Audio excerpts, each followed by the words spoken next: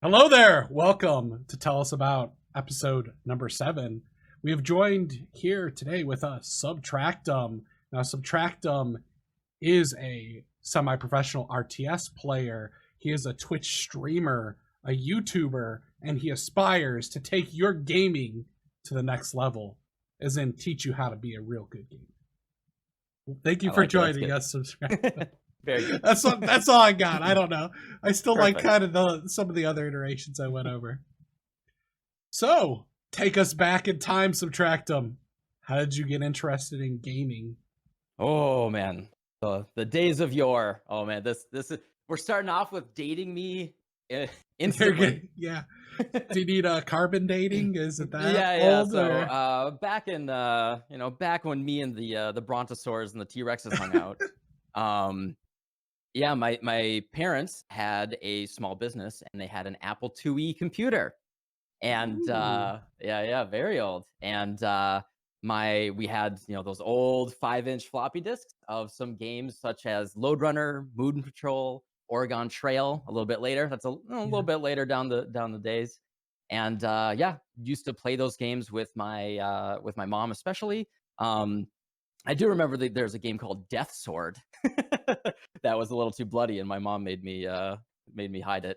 But yeah, so way back in the day, especially while we had some games on floppy disks, there was no hard drive in the computer, and if you wanted to play any other games, one of the best ways to transfer data was to actually send out the code for a game in a magazine. So I used to get the magazine that had the actual code, and so I would open up the basic prompt and start typing in the code for the games. And just from that early on, like 6 years old, I started, you start learning like, oh, if when you're typing in the code, it says, damage equals 50, and you're like, if I say damage equals 5,000, and you start to like play around with the game systems, get a deeper understanding of it, see what video games even are. And from then on, I was hooked my whole life. Really just fell in love with games, and they've basically shaped my entire life up until this point. Up until high school, I then had my first job. Had my first job in high school, and I met someone who said, "Hey, you like video games? I like video games. Why don't we start a video game company?" And so we actually got together with a few other people, and we co-founded a mobile gaming company. And that was a whirlwind story. So if we want to get into that, we can. Yeah, whirlwind story. Co-founded video game company. We made some of the earliest mobile games way back in the day. It's just always been the main thing that's driven me in my entire life is to play games and understand them and be able to create something to share with people. And that's really like where I got started up to high school. It was it's just been something that I've been passionate about. And then with the multiplayer games, I remember very distinctly the moment the moment that absolutely hooked me and really showed me what it felt like to connect with other people playing video games. And it was this little old game called Doom. For the younger folks, this was back in 1994. This game called Doom. There's other Dooms that came out a little bit later, but so Doom was the first game that I knew of that had built-in multiplayer. And my mom took me to Radio Shack, and we bought some cable and a couple parallel port plugs. And I had to learn how to solder at the tender young age. How old was I? I was 12. I was like 11, 12. And I had to learn how to solder. We soldered together a null modem, hooked up. My neighbor brought his PC over. It was like a 386, 16 megahertz computer. And we plugged them together, and we played Doom 1 shareware multiplayer on E1M1. And that moment, like when I grabbed that rocket launcher and I shot him right through that window when he was trying to pick up the green armor. Then you knew, huh? You knew. I knew. That was the moment. You're That's like, I want to be a gamer. Yeah. I want to do this. Games. I want to do this professionally. Yeah, Imagine if I could get a rocket and shoot all sorts of people. Yep. And then much to my detriment, like failing, definitely hurt my academic success from there. But that's driven my my entire trajectory. Well, maybe it helped it a little bit too, because you were exploring other things and soldering, and you had to figure things out, right? Yeah, so it's interesting. I think that's I was gonna when you started going down that line, my immediate reaction was to say something a little bit snarky, like, oh, that's just something gamers tell themselves anyway. Like that was my excuse in high Wow. school, was like, you're just, you're spending all your time playing these games. And I was like, yeah, well, I'm building hand-eye coordination. And it's like, Well, is hand-eye you do have good. I mean, that is a thing. That's like yeah. a skill, kind of. I mean, Is you that play gonna an pay the bills? MMO and you like lead a guild, or like play EVE Online and do logistics. You're kind of a logistics guy. You probably could use the same skills in a real life job, Oh, ish. you're making me cringe. You're making me cringe. Because I did that. You did I that I and I told yourself I that exact story, yeah? no, Or not? I went one step beyond. Oh, I was the leader of a guild in World of Warcraft, gotcha. and I put that on my resume for a little bit. Yeah, nice.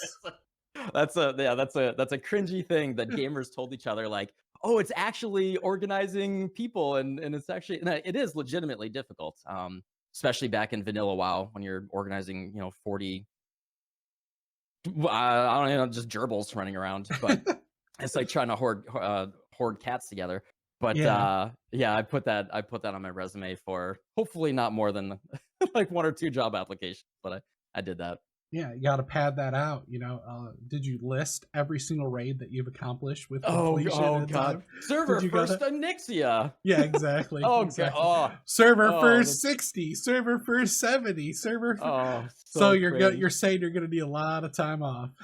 Yeah. That's like, okay, so Burning Crusade's coming out. So you're gonna need like 2 weeks off then? All right. Exactly. But I'm sure actually some of those skills, joking aside, does help with building your community right now with what you're doing for streaming and stuff. Yeah, I think so. I think so. Probably mostly in that I got out a lot. I learned a lot about interacting with people. As gamers, we don't we don't touch grass as often as we probably should, and it there's harsh realities when it comes to interacting with people and building those social skills. And I mean, when I super like, I think everyone should cringe when they think of their 20-year-old selves, right? If you don't, then I would say you probably haven't grown, and you should look back and be like, I am a better person now. I wish I didn't do that, but I learned from it. No regrets, but learn from your past life and your experience. And it's like the way that I was, like, I was like the more dots, DPS on the left guy, get the whelps. I More wasn't full dots. rate. More dots, no DK, minus 50 DKP. Yeah. I mean, I wasn't preachy like that, but I was definitely like, all right, you didn't farm up your flask and you're trying to come into Molten Core as a fire spec. Get out. You're out right now. Bring in the backup mage. They know what they're doing. I was just like, and when it comes to competitive games, I'm still a little bit like that, right? Like, if I'm playing with you and I'm trying and you're not trying, if we're playing for fun and we're just an ARAM, fine. But if we're in a Yeah. ranked match, don't go picking some troll pick on me. Okay. Well, what if the troll pick's the best pick? Yeah. You've just I mean, never yeah, seen it. Maybe it's so innovative. I mean, I'm not That's gonna rage at people. Like, I'm too old these days. I'm more of yeah. a slash mute all, mute pings, whatever. I'm gonna play myself. You enter a But game and immediately mute everyone. oh yeah, I mean, that's the best way to improve at solo climb and in a MOBA is mute everyone else. You Mhm. try to share pings and stuff, but yeah, just have a good temperament and Yeah. be balanced, right? Like, at the end of the day, you're hurting your own performance by it's a team-based game, and if you're bringing down your teammates, like, a core skill of those games is your ability to work with your team and coordinate with them. And so, like, I don't advocate muting all initially, just on the first sign of toxicity, Are but you like, sure? It's like I was picturing that you type in there, "Get off my lawn," and then just go down, mute, mute, mute, mute. All right, let's go, crack. If someone has like an open mic and I hear them like, you know, playing loud music and screaming at their mom and something like, "Mom, get out of my room!"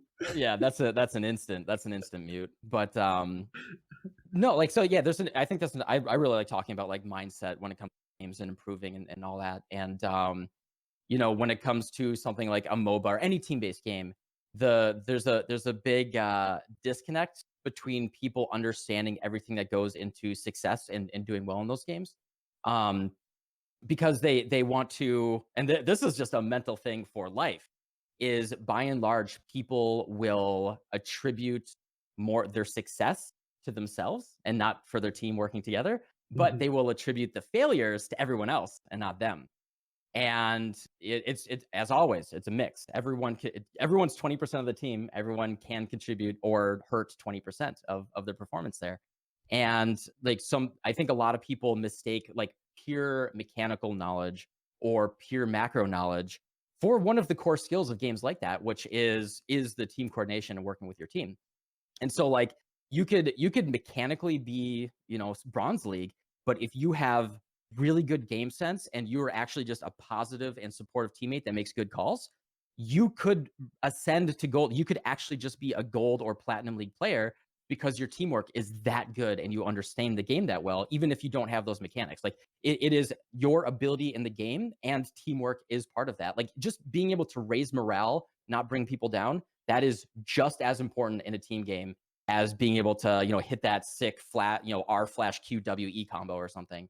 Those are they're both equally important. They really really are. Like, and then especially in a MOBA, like the game sense I think is even more important than those mechanical skills. And like so many people are just like, oh, I'm just gonna play you know, Fiona top or something, and Fiora top, and I memorized all the combos, but well, I keep dying and my jungle's not ganking for me. Ugh, it's my stupid jungle. It's like, no, you just have awful game sense. You spent 100 hours, you know, practicing a combo, but you weren't a student of the game and you didn't learn it and you didn't enjoy that journey and that process of learning and improving.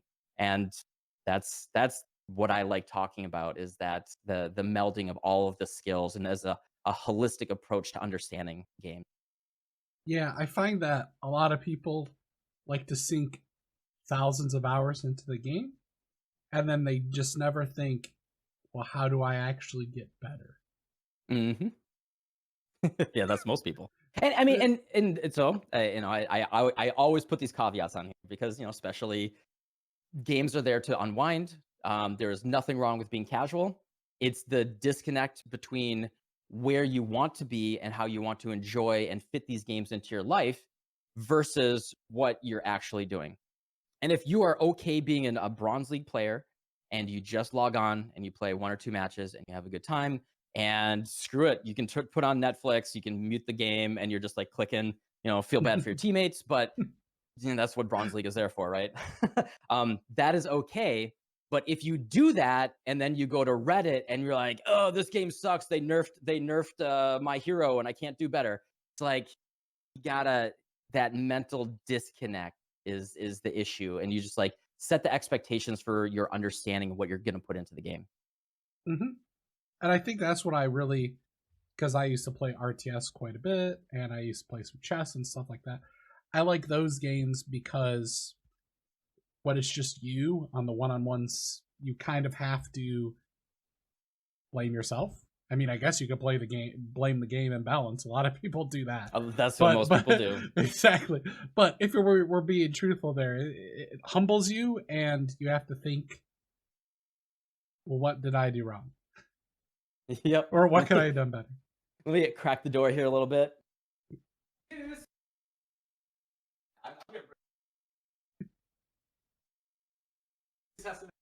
As always, Zeus, say hello. This is my cat Zeus. He's very old, Hi, Zeus. but he also really has to go eat food all the time. All the time.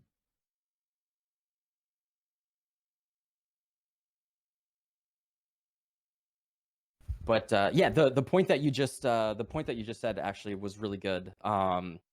Is like when people blame external things that are out of their control. And as always, I always try to connect like real life lessons here when I talk about games. Is people just take their frustrations out on things that they have no control over, right? Give me the serenity to understand the things that I can't change, right? At the end of the day, and I think it's very interesting. This is the thing I've thought about, and I've been through the most of the history of video games. I'm a dinosaur, but I've lived through it. The relationship between the players and the devs has been, and I haven't talked about it yet, but I was a game dev for like 10 years.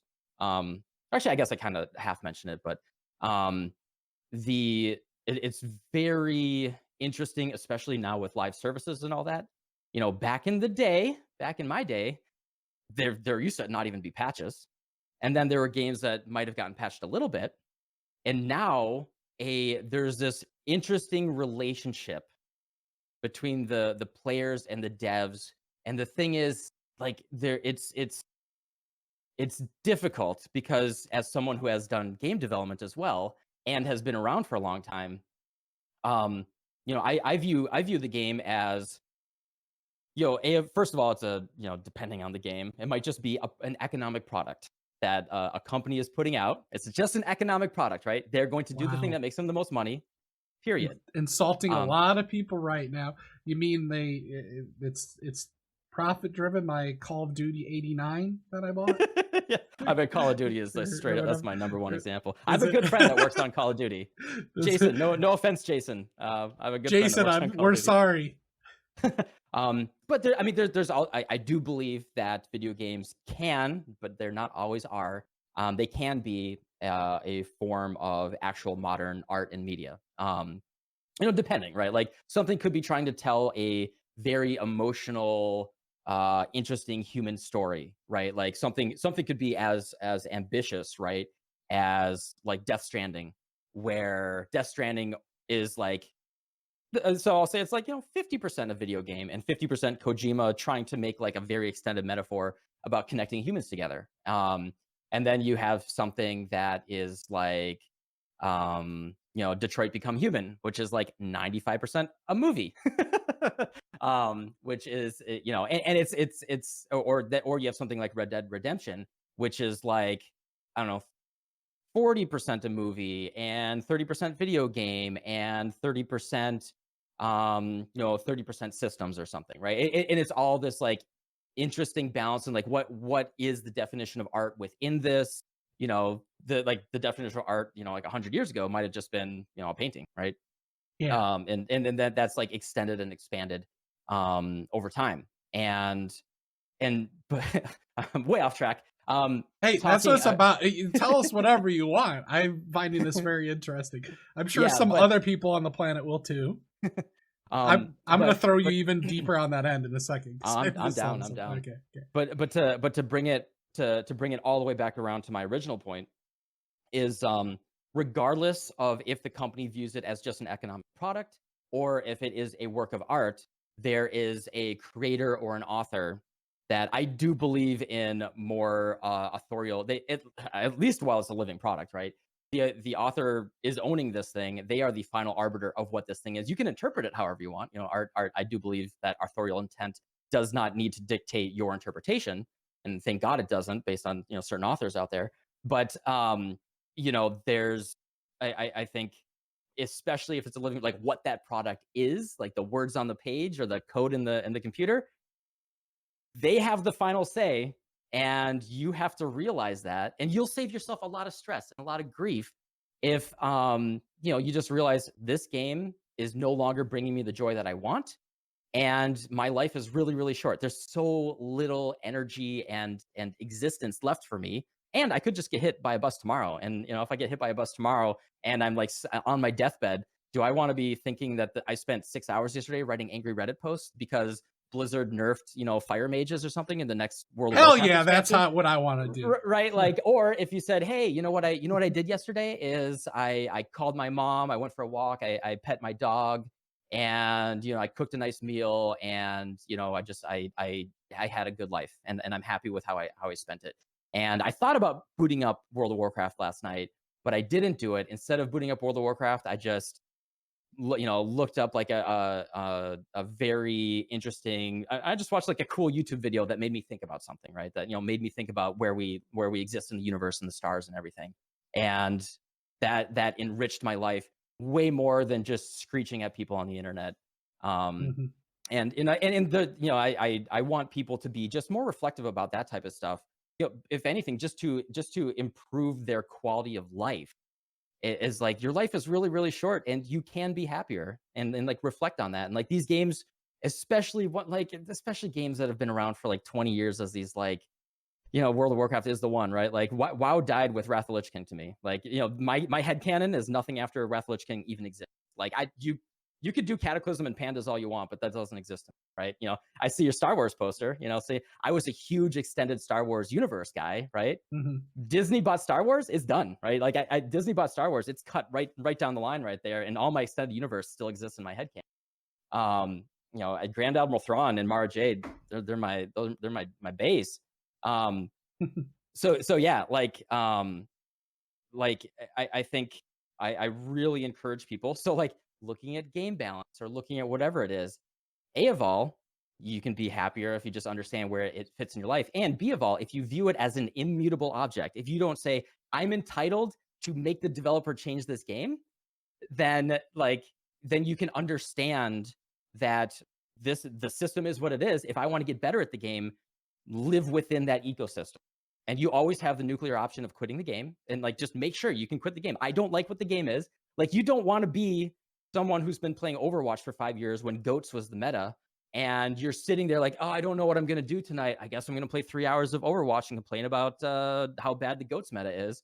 And just like, oh, I just spent years of my life hating a game because I didn't reflect on how it fit in my life and what it was doing. Like I quit Overwatch when they added Bridget to the game because she brought the game in a direction that I absolutely hated, and they destroyed the identity and the feel of the game in a way that did not fit my life. I played the game for Mhm.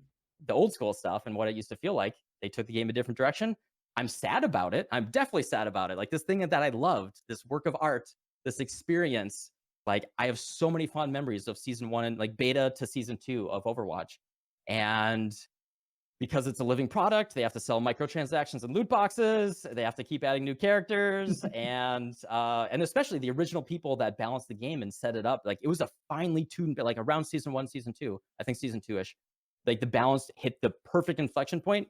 This is perfect Overwatch to me. It can only go downhill, and it did.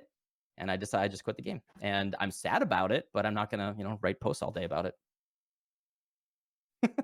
He's gonna link me his Reddit, and then we're gonna look back in time after this, and we're gonna see Oh, that no, that he wrote no. hours of schizophrenia. He's completely lying to us right now. Don't believe it. No. Hopefully that's not true, but yeah, I mean, there's only so many hours in the day, but that's the great equalizer, right? Everyone has 24 hours. It's what you make of it. And if you're making 6 hours of schizo Reddit posts, you're probably always going to be upset for your whole life. And if that makes you happy, I guess It doesn't make anybody happy. I don't think anybody is happy by that. I don't think so. Happy. Yeah, I think it's just yeah. And I think it unfortunately, because it does harm the mental of other people, I do think it is actively harmful to other people. And so it's just you're not contributing to society or improving anything, right? Mm-hmm. I mean, and this is the thing like I talk about like with everything. I'm not obviously no specifics, but if I were to do something like I'll say, hey, if I wanted to become a cult leader, right? If I wanted to become this is taking a really dark turn. All right, tell us.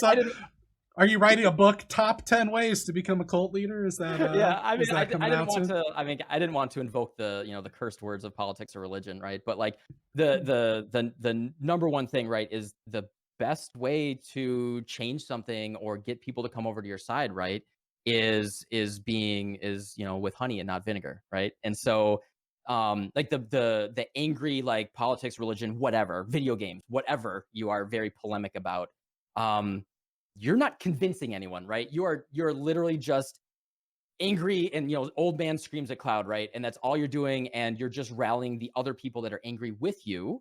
And I guess you can drum them up and like, oh, Blizzard changed World of Warcraft or something, right?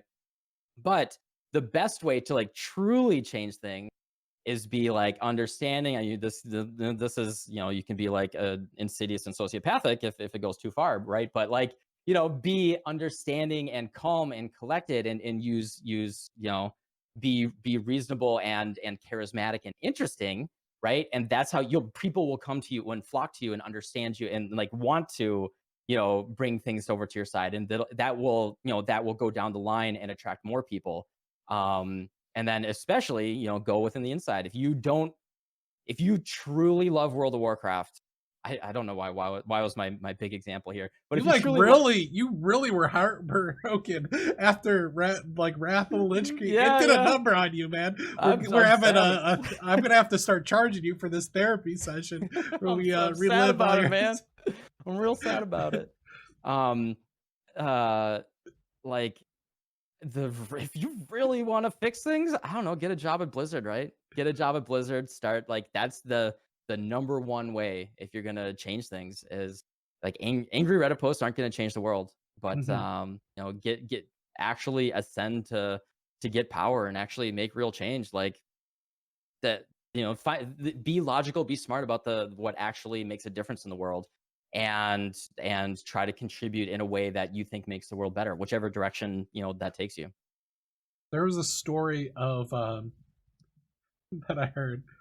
Someone got a dev job. First day, pushes a bug fix to production that's been bothering them in the game. I don't know if it was WoW. It was one of these games, and they quit their job.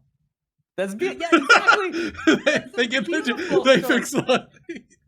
I'm out, and they're like, "What happened? You did such a good." Well, that one thing is bothering me, so that would be an alternate way to attack it, right? That's a beautiful story. Yeah, that's Or you exactly. can, or you could just do something entirely different, make so much money, and then just buy the whole company. I mean, that would be, a way to approach the problem as well, I suppose. Yeah, that would be so crazy. Imagine someone doing that. Yeah, like like a social media platform Yeah. or something that. I mean, I mean, if you really want to be super smart and clever about it, that's actually so that actually segues into that's directly segues into another story that I have. Funny enough, I was gonna pass you in a different. Whatever, keep going. Whatever. Oh, yeah, Next, I mean, I gotta write down some notes here if we're gonna go on these tangents here. I forgot what I was gonna ask you. Oh, I remember what I was gonna ask you. So write down your story that you're going to tell us afterwards. Let me open up the most important tool, the notepad. Notepad. Yeah. Guys, things are getting really serious right now. If you're only an audio listener, we have gotten out the notepad. It is getting serious. Real serious. Today. There you go. We got it. Okay. All right, hit me. I wanted to ask you about your thoughts on how game dev has changed with all these like crowd source things that are kind of just cash grabs, and they probably have no intention of ever delivering the game.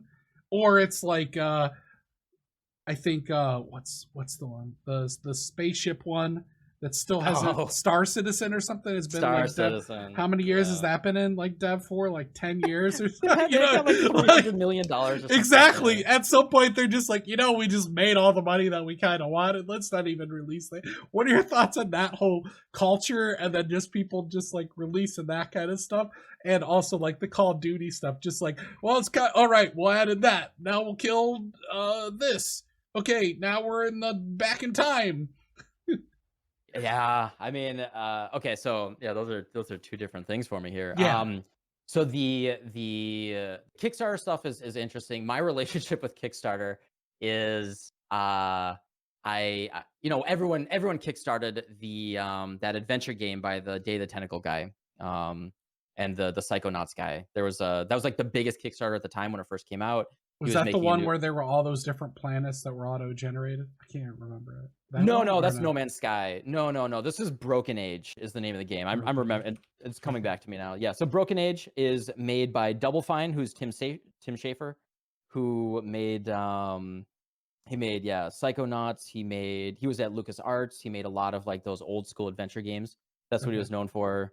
Indiana Jones. He made Brutal Legend, games like that. So that was like the biggest Kickstarter. Like when Kickstarter was just getting kickstarted, they Tim Schafer got on there with Double Fine, they announced that they're going to make a new adventure game, and they kickstarted it. I put in whatever, $10-$20, and the game took a couple years to come out. I loved the old school adventure games, but I don't play them actively today. I watched Day 9 do mostly walking and do his playthroughs of them. Mhm. But yeah, like I have fond memories of them, but like I didn't really want to play it. I just kind of got on the hype train. And so like I never even installed it when it finally came out. I do wear the t-shirt once in a while. And so like that's the I've only ever kickstarted two things. So that's the first one I kickstarted. And then the other one was this little Metroidvania game. I'm not going to name drop it, but it was this Metroidvania game that it looked pretty cool. It looked really simple. I think the Kickstarter was, $5 or $10, and they didn't know what they were doing. Is is the short of it. Does anybody They really know what they're doing? True. I mean, that's a little bit of a deeper question there.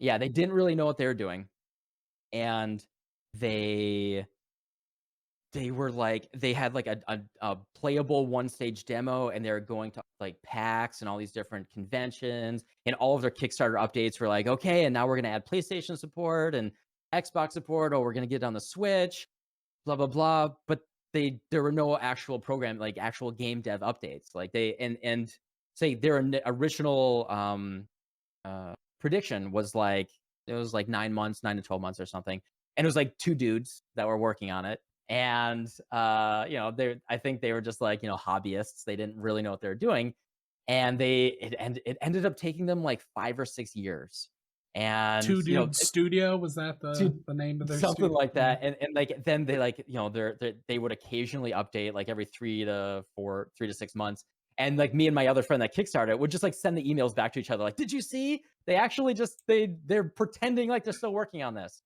And then yeah, it eventually came out like 5 years later. you know so that's my experience. I will never kickstart another game ever again, just because that's my experience with it. I think there is something interesting there, but there's just no direct way. Like I think it's better, right, for people to find some way for people to work on a creative, artistic thing, and make it a more socially funded thing than to than to be beholden to all of these big publishers and big distribution and all that type of stuff. And we are still beholden to. I mean, I think Steam is pretty egalitarian there, but well, here and there, but by and large, I think there's basically like these like you need like big funding, and you need these like very specific portals through which to distribute your game. It's not like you can just go like oh, just go to subtractemsgame.com and you can download my game. It just donate $5 to $10. Like Well, there's maybe at the size of your YouTube, you actually can get away with that now. You know what I mean? maybe like Just plug 10x in from now. every fifth video, and if you wanna, Yeah.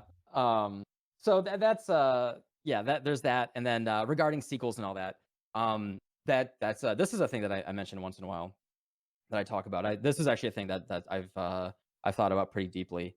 Regarding like Call of Duty and all that, this actually really touches on what I was talking about with World of Warcraft earlier. Bring it back to a new topic. So when it like fiction, especially fictional worlds, intellectual property, all that type of stuff. At the end of the day, it is owned by the arbiter of the final say is always the company and the creator, and like what that is and what it becomes is what they say. But the consumer's interpretation of that is always flexible and always subjective and a personal internal thing. And so you can always choose to interpret whatever that is however you want and enjoy it the way that you want to. And you can choose to say, you know what, I played Call of Duty up until Modern Warfare, and it was really fun. I thought it was a groundbreaking experience, and some gigantic disgusting corporation owns the IP to that game that I used to love, and they're just milking it to death. And you know what, I can be a little ostrich, and I can stick my head in the sand, and I can close my eyes, and I can just pretend like that doesn't exist. I don't have to. I can be a big Call of Duty fan. Like I remember the snakes in the grass with with Captain Price, and meaning that like a really incredible sniper shot and the feeling of going for the extraction point, waiting for the helicopter to land, we're getting swarmed, and like that very meaningful, awesome experience. And the first time I went to multiplayer Modern Warfare 1, the original, and that whole experience. And I this also segues into how I feel about nostalgia and everything. Like that was a meaningful experience. Like Modern Warfare 1 was a groundbreaking, incredible experience. Just like almost objectively, like it changed the face of video games for a reason. However, I like to look back at that as a very awesome experience that was meaningful and I loved it.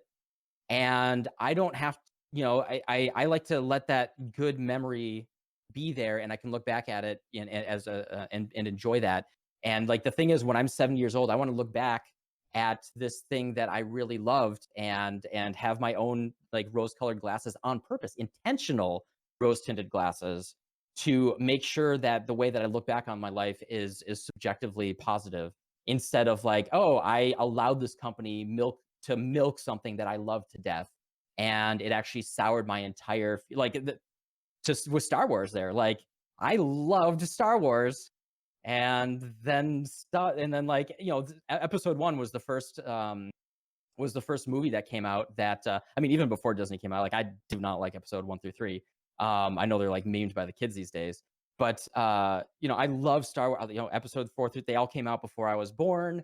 They were very mythological. I loved the extended. I read all of the Rogue Squadrons. I read the Timothy Zahn series. Everything. Loved the extended universe. And then Episode 1 comes out, and it is what it was. What it was.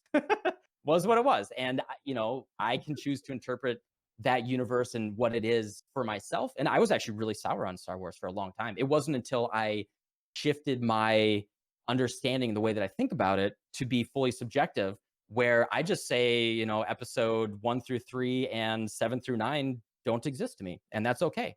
They don't have to exist to me. Especially Rogue One. Like Rogue One had like a fun gritty feel, but that actually fully reworks that. It literally deletes the Dark Forces interpretation of what happened between episode 3 and 4. Like it actually like rewrites it. It rewrites the canon there, and I choose to not go with the Disney rewriting, and I choose to do the thing that I read in the book, because that's what I care about, that's what I like. Disney can do what it wants. Similar with Call of Duty and these companies trying to milk this thing that I love. No, Wrath of the Lich King. So this is the other thing, right? Like people like a company, it's this big corporation is made up of like people they don't separate the fact that there's a big corporation and a bunch of people working there, right? Like Warcraft and that story, Warcraft 1, 2, and 3, and then going into Wrath of the Lich King, that was written by mostly a core group of writers that had a story and they had an arc and everything that was planned out. Mm-hmm. Everything after, like I've worked in the game industry, especially the people at that age, like all those dudes were old and they were all retiring. Like after Wrath of the Lich King, a lot of the original Warcraft people started retiring from Blizzard.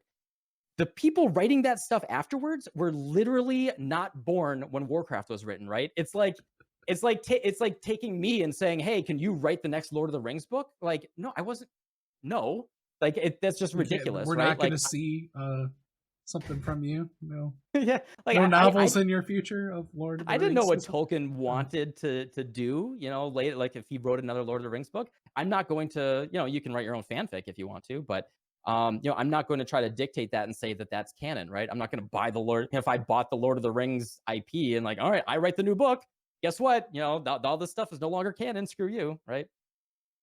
Yeah, well, check out subtractemgame.com and subtractemlordofthering.com. Just kidding. Those aren't real, guys. Those aren't real. Chill. All right, really important question. Really important question before we go off on more tangents here. Jar Jar Binks, idiot or secret Sith Lord? Oh God, I've read that conspiracy theory. No, he's not in my canon. He does not exist. Okay, gotcha.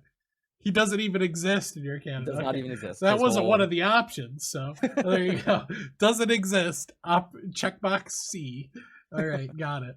All right. What was the story you were gonna tell us 25 minutes ago where I Oh put yeah, you down yeah, that? yeah. Are we gonna have to have a debrief where I'm bringing up all your traumas, World of Warcraft, Star Wars, what others? Yeah, I'm gonna leave you, and you're just gonna sit in the corner and just like cry to yourself for hours. Oh, God, why did these memories come back so Yeah, it's all happening so fast. Oh, So many bad. I'm being flooded. yeah, I'm getting all heated here. Yeah, all heated. Yeah, so I worked on I think so at the time I think it was the most within that slice of time the most successfully financially successful video game of all time. And most people don't know what this game is when they think of it. Oh, actually, I'll let you do a couple guesses. What do you think the most in like 2010? What was the most financially successful video game of all time? I've watched these things, and I had the bar, and it was in the time lapse. Have you seen those YouTube videos? Yeah. Yeah, I don't remember. Most people would not think of this. It was Farmville. I worked at Zynga in San Francisco.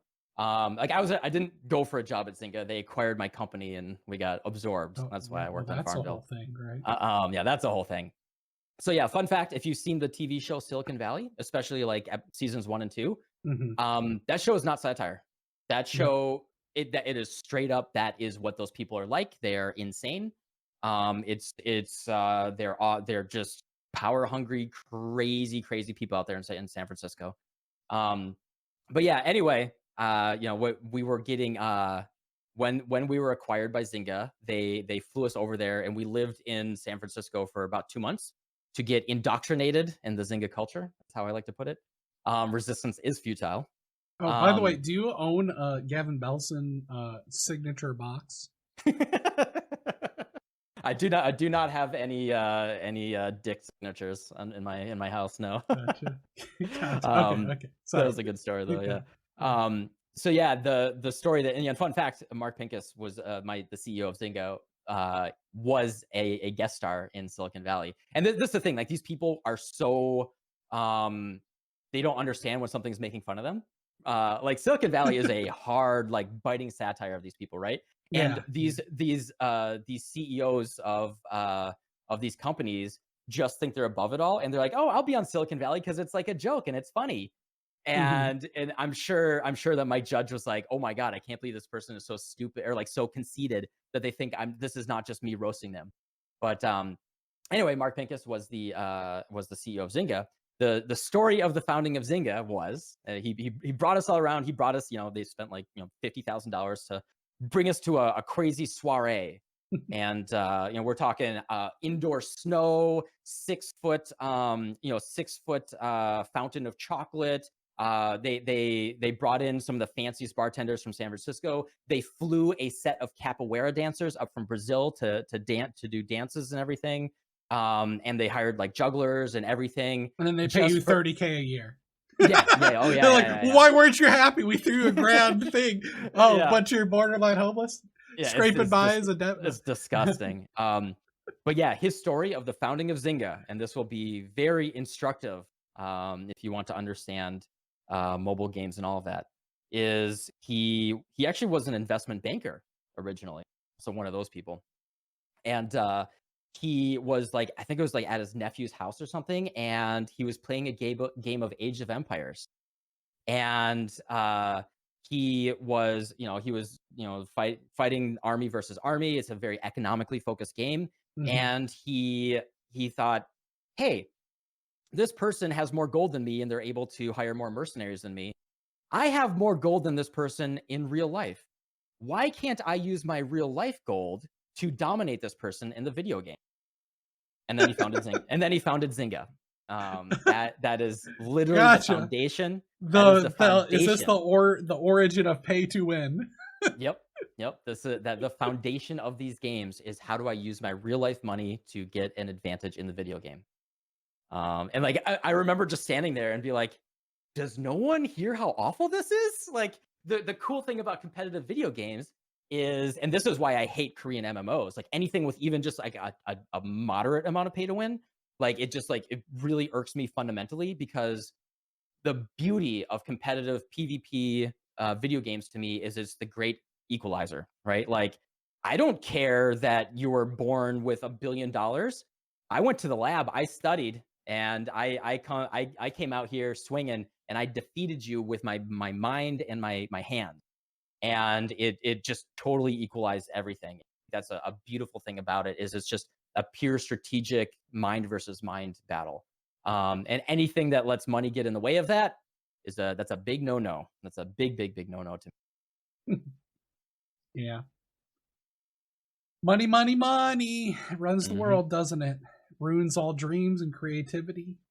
Because then people are like, oh, this game's really cool, but Call of Duty 89 made more money, so we're only doing those now. Like, that's what people see as profits. Yep, that's what runs the world. Yeah. Okay. Where do we want to go? Let's say tell me about RTS background. Oh, sure. How you got into being competitive there. Let's go there. At some point, we will talk about Path of Exile, guys.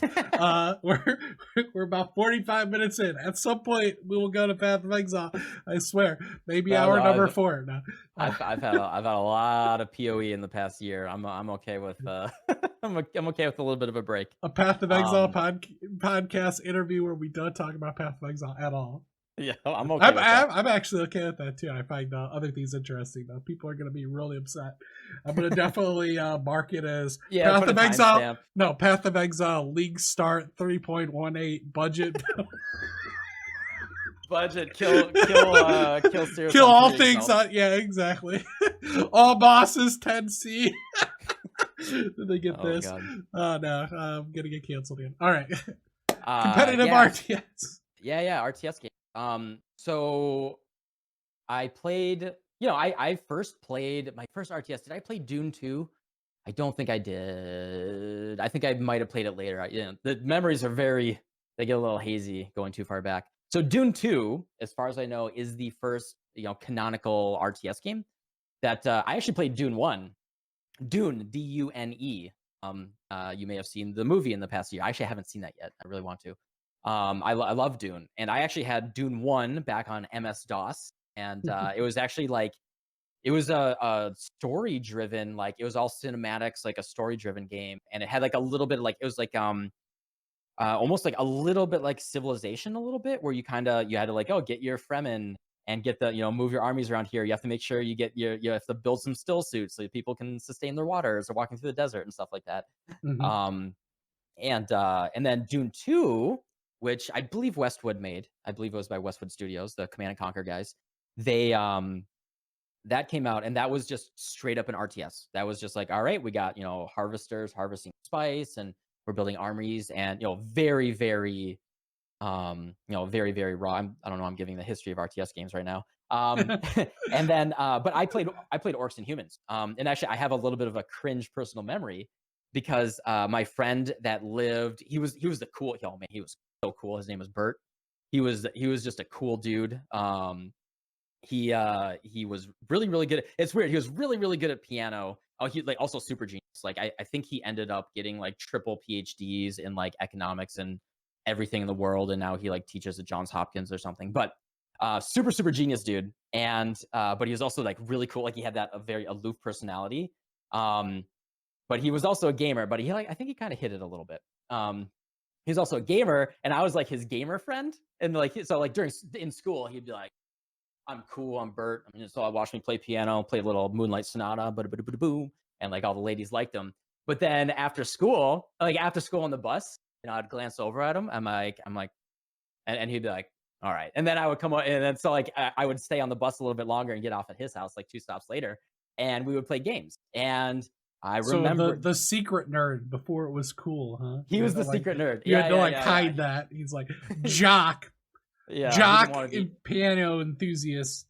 Moonlight says an RTS thing. All right, enough people are around. Enough people aren't here. Yeah, fun. I was actually I was the opposite. I was actually the secret jock. It was kind of funny. Oh. Yeah, which I guess I could talk about in a little bit.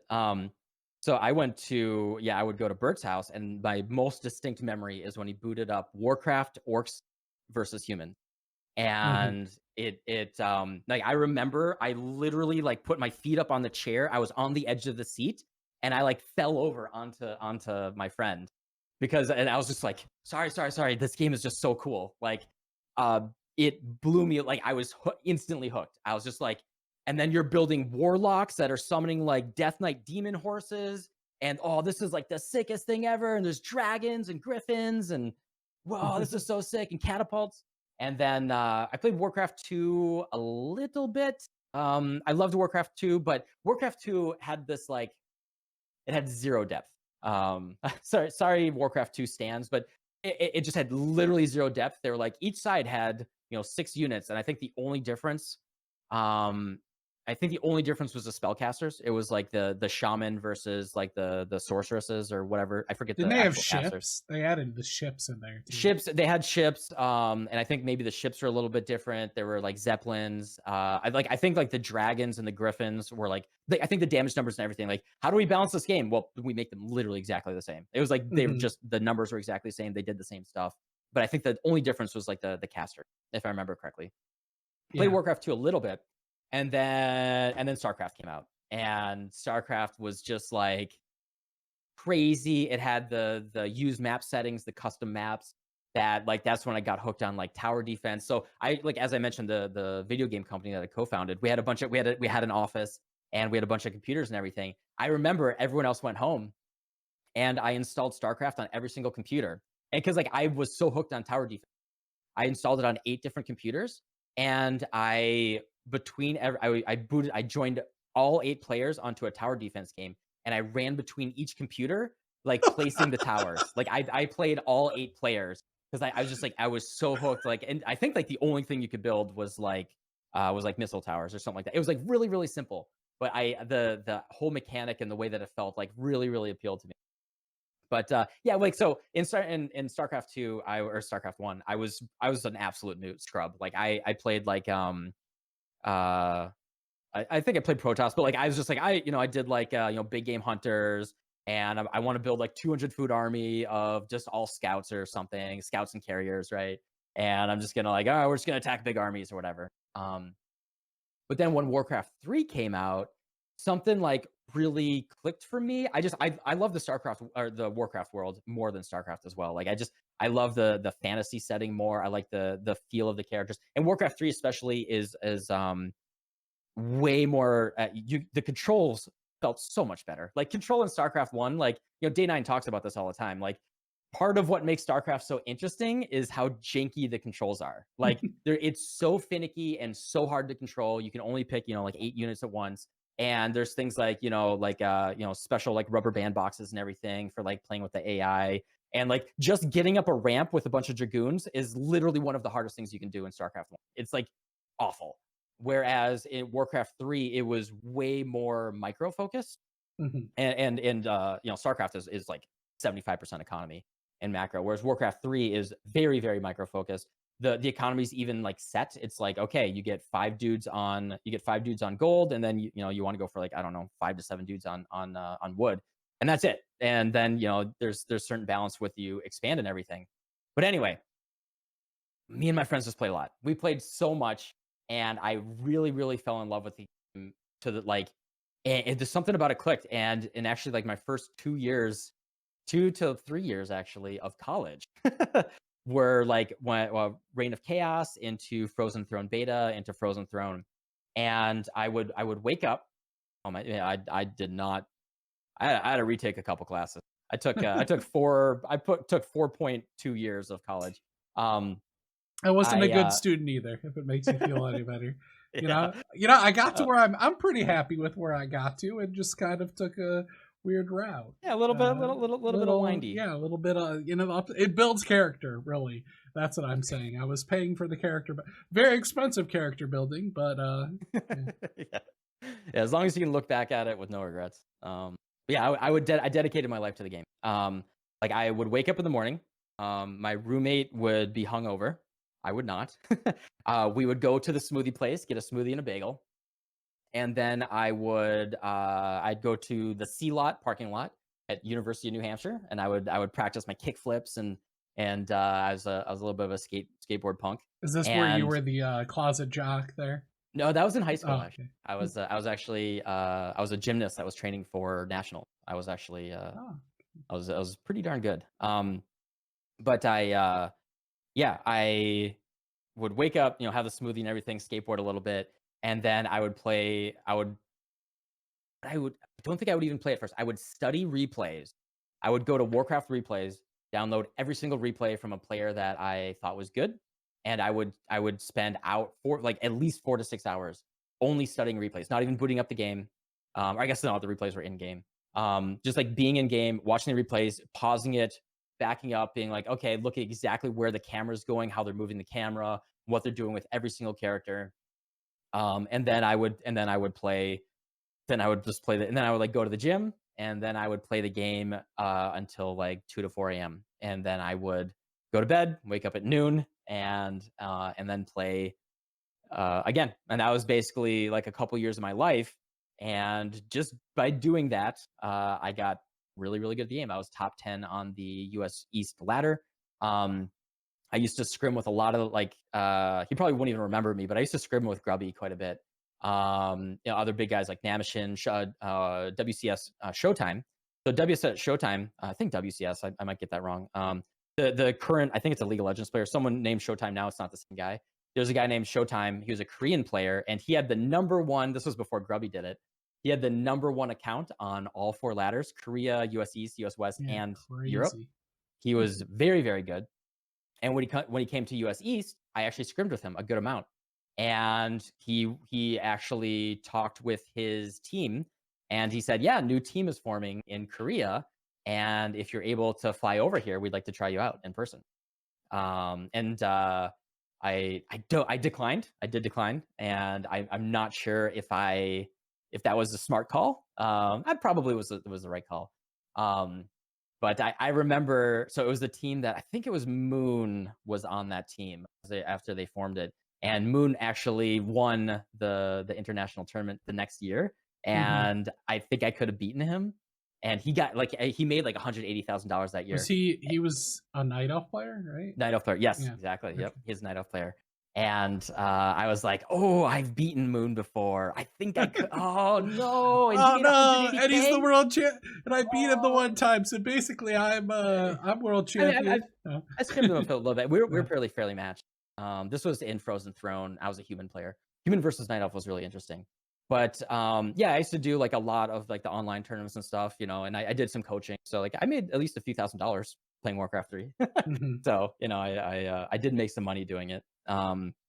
But then yeah, I discovered MMOs, fortunately, and but the MMO that I played was Ragnarok Online, which was a Korean MMO that was like a very cool like top down like anime style game, but it was very arcade feeling. Like it felt like a Super Nintendo game, and you actually like would actively cast spells and you could dodge things, and it actually and really encouraged party play. Kind of, and I think that if we want to tie it into like that, dodge actual projectiles, or what do you mean by dodge? yeah. You actually would dodge things and actually move around. And instead of like Okay. Warcraft, everything's targeted in Warcraft. Right? Yeah, Like and like you can't. I mean, you could line a sight before the cast goes off or something, but that's that's it. that's it. Yeah. Yeah, there's actual projectile dodging and everything. Ragnarok. But the way that I controlled Ragnarok, and like it almost felt like a little bit like controlling an RTS game. It was very active, and I think that is actually why I like Path of Exile. I am not actually an ARPG player. I tell this to my stream all the time. It's like I don't like ARPGs. I just like Path of Exile. Interesting. Which is like which is a very so people are always like, "Hey, are you gonna try this ARPG or this one?" I'm like, I don't really like ARPGs. Like I just want to play, like Valorant or Apex Legends, or boot up like StarCraft or something. I don't know. Or Street Fighter. Yeah. I actually like fighting games as well. Gotcha. Do you have any wrist problems and finger problems, or how did you avoid those? Yeah, so I've I made a video a couple months ago that I meant to follow up on about ergonomics and approaches to that. And I do want to talk. I want to get a little bit more in depth than that. The big thing was just like if you're mapping a lot in PoE, just set like a timer every 30 minutes, right? Get up, walk around, like actually stretch your wrists. I think I linked to like some wrist stretching exercises. But like yeah, you'll notice I it's and I just got this like maybe like 2 months ago or so because as I'm getting older, my like streaming and making every day stream, make a video, go Mhm. yada yada yada. I would wake up in the morning and my back would hurt and didn't feel awesome, bouncing out of bed.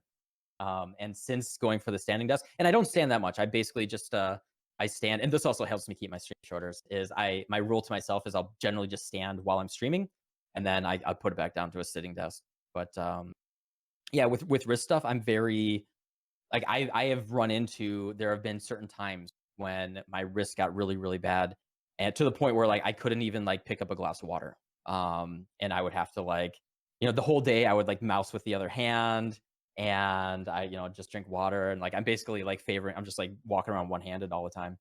Um, Luckily, it was never permanent. Like it would go away after a couple days. Like it didn't feel like a nerve issue, like not like a Yeah. pinched nerve, like a real like real chronic RSI, but definitely just like something in the wrist itself getting like really just hey, you need to relax.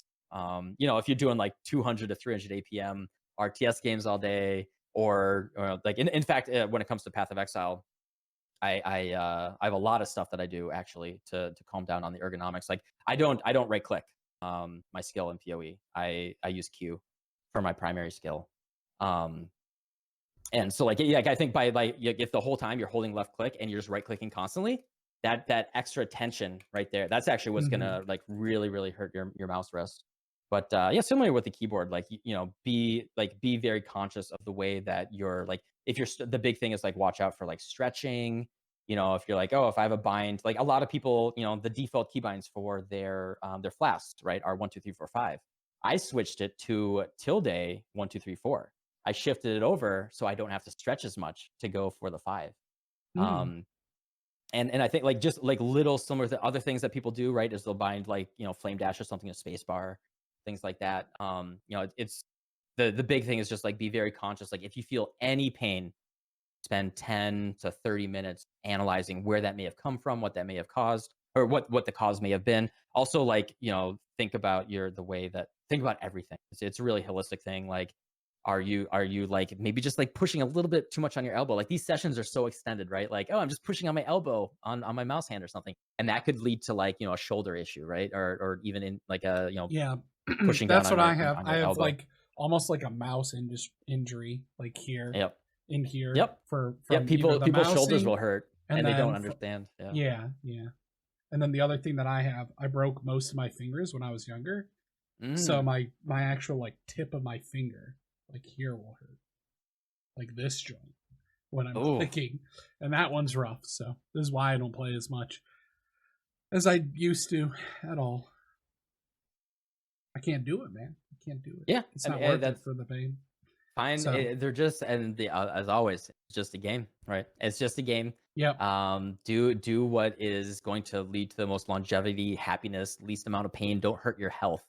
Like and like I always try to talk about like it is a video game. Like I put it in the same pantheon as books and movies, and they're interactive, but it's like a book and a movie that it is a form of, unless you are a professional gamer, it is just a form of entertainment. It's also a social connection, but you can socially connect through books and movies as well. um right, so it's like if your wrist hurt from turning a page watching a book, right? You're reading books, right? You would probably rethink that and figure out a way that you could read books without hurting your wrist. And I think it's just like even more important to do it with something as active as a video game. But like you'd also just like, all right, how can I read a book differently? I don't have to read a book in paper. Like, get Kindle, get something else, get an audiobook, find a way to consume that. It's consuming media primarily, right? Yes, fine, you're farming exalts, but you're consuming entertainment media. You're not like changing the world. All right. It's just find a Yeah. way that it fits in your life in a healthy way. Yeah. Yeah. Just a warning. I had to kick Lolcohol off my show because he used the F word. Oh, which one? Fun. No, I'm just kidding. Oh, I dang, kicked him yeah, off just to mess with him. I mean, yeah. That's I where mean, you were I going. would You're like, life's about fun, and you're supposed to have fun with games. And I was like, l- get off my show. you don't have. I mean, video games don't have to be fun. Don't get Yeah, me wrong. Let's this is not go serious crazy. Let's business. not go Okay, crazy. I'm Yeah. gonna earn, and I only play optimally at 10x an hour, and any below that is dog shit. Things Yeah. basically wasting your life if you don't make 10 to 11. True. True. Tell us about, so when you were playing RTS and did all that stuff, did you make any content for that? No.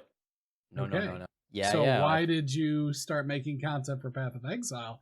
What changed, and why? Well, for how did Path of you do Exile is that? different. That's different than the Origin.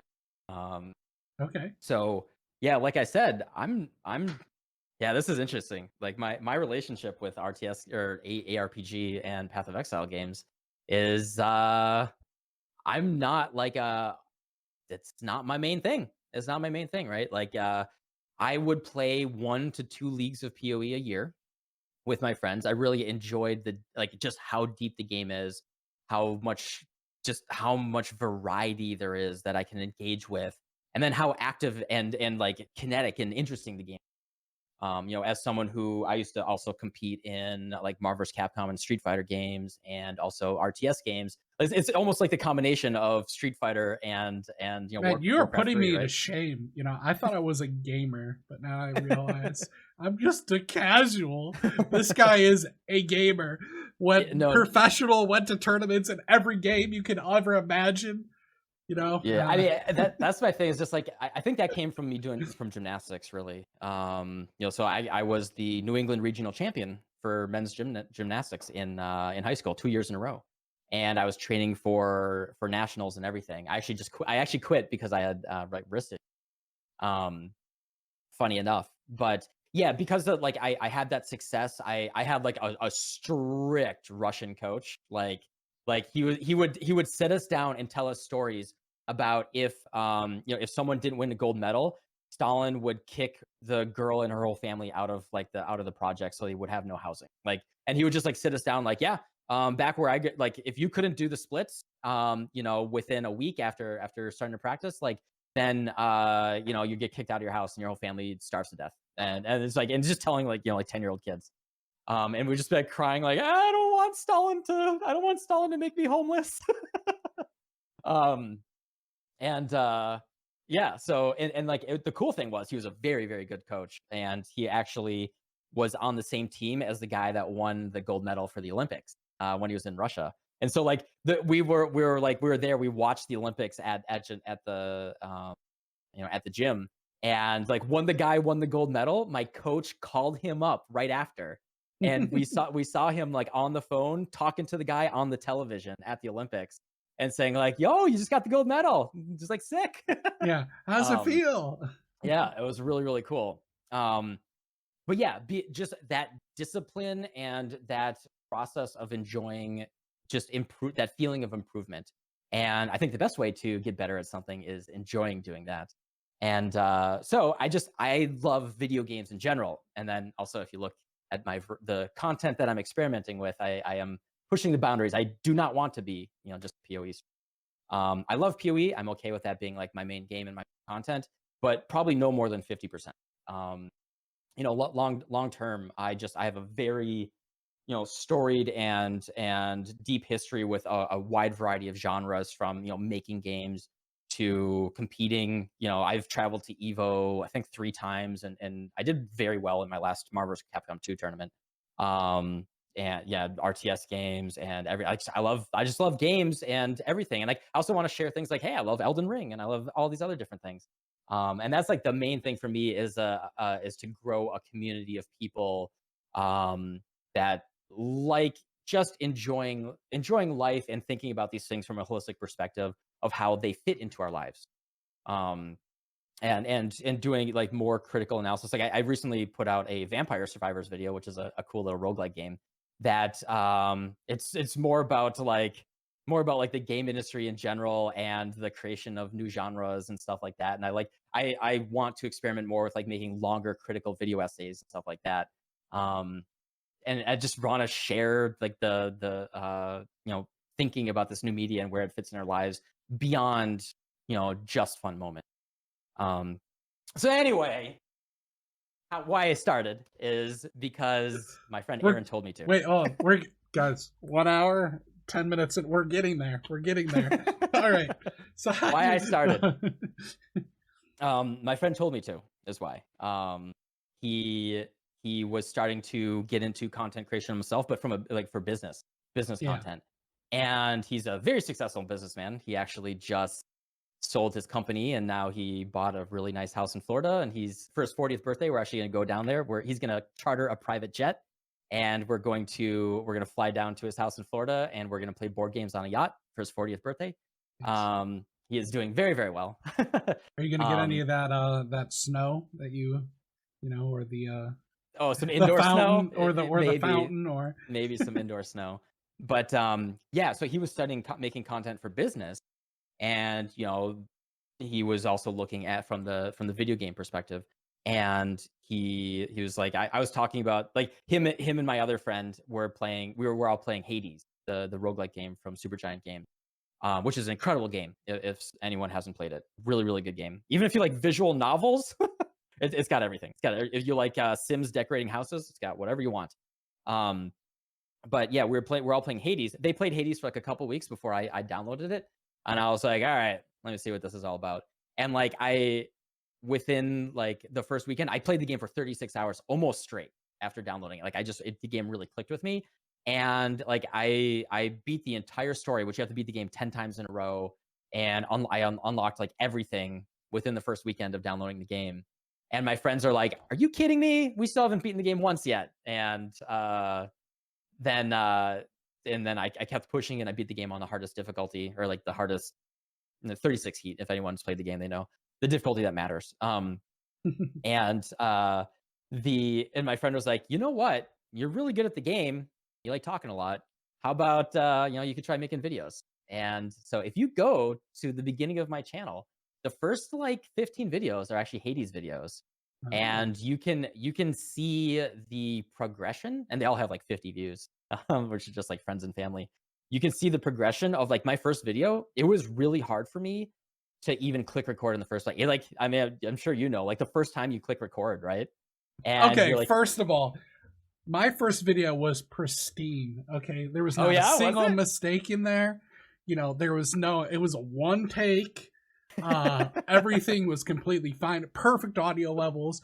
Just the epitome of the perfect video. That was my is it still video. up? I want to go watch it now. It's not still up, and it actually you unlisted it. Oh no! It was carrying Golem before it was nerfed 17 times, so it's irrelevant. So like I remove my irrelevant stuff because I don't want people to click in there and then think they're gonna follow what I was doing like 2 years ago and have a bad experience. You gotta leave that stuff up for posterity. That's the fun stuff. Yeah, but it's not the algorithm will go show that stuff for some reason, but maybe I should. But weird. Yeah, so I want to, if it should give me an impression, I want it to give a relevant impression to someone, right? Of a video where if they click in, they're going to have a good experience. So that's that thing. Otherwise, I'd leave. I mean, there's one for Harvest where I dressed up as a farmer, and that was a pretty did a whole thing. One of my best videos I've ever done. That was like my 15th video. I did some cringe stuff, but no. I had no formal training on anything. I had my voice sounded different to me than what was recorded, so I had to adapt to that. That's a hard one. I tend to trail off when I talk, so I had to perform surgery and increase the anyways. Yeah, it was a very complex cut. If you were cutting a loaf of bread, you would have thrown away 70% of the bread, and the 30% remaining was in the video for sure. So, anyways, yeah, I definitely went through that whole process. But you know what? I didn't give up, and I learned a lot of things, and it's still a process, right? I'm not even close to where I want to be. 2 years from now, I'm not close to that, right? There's always things that I pick, and I try to pick one thing that I'm working on to do better.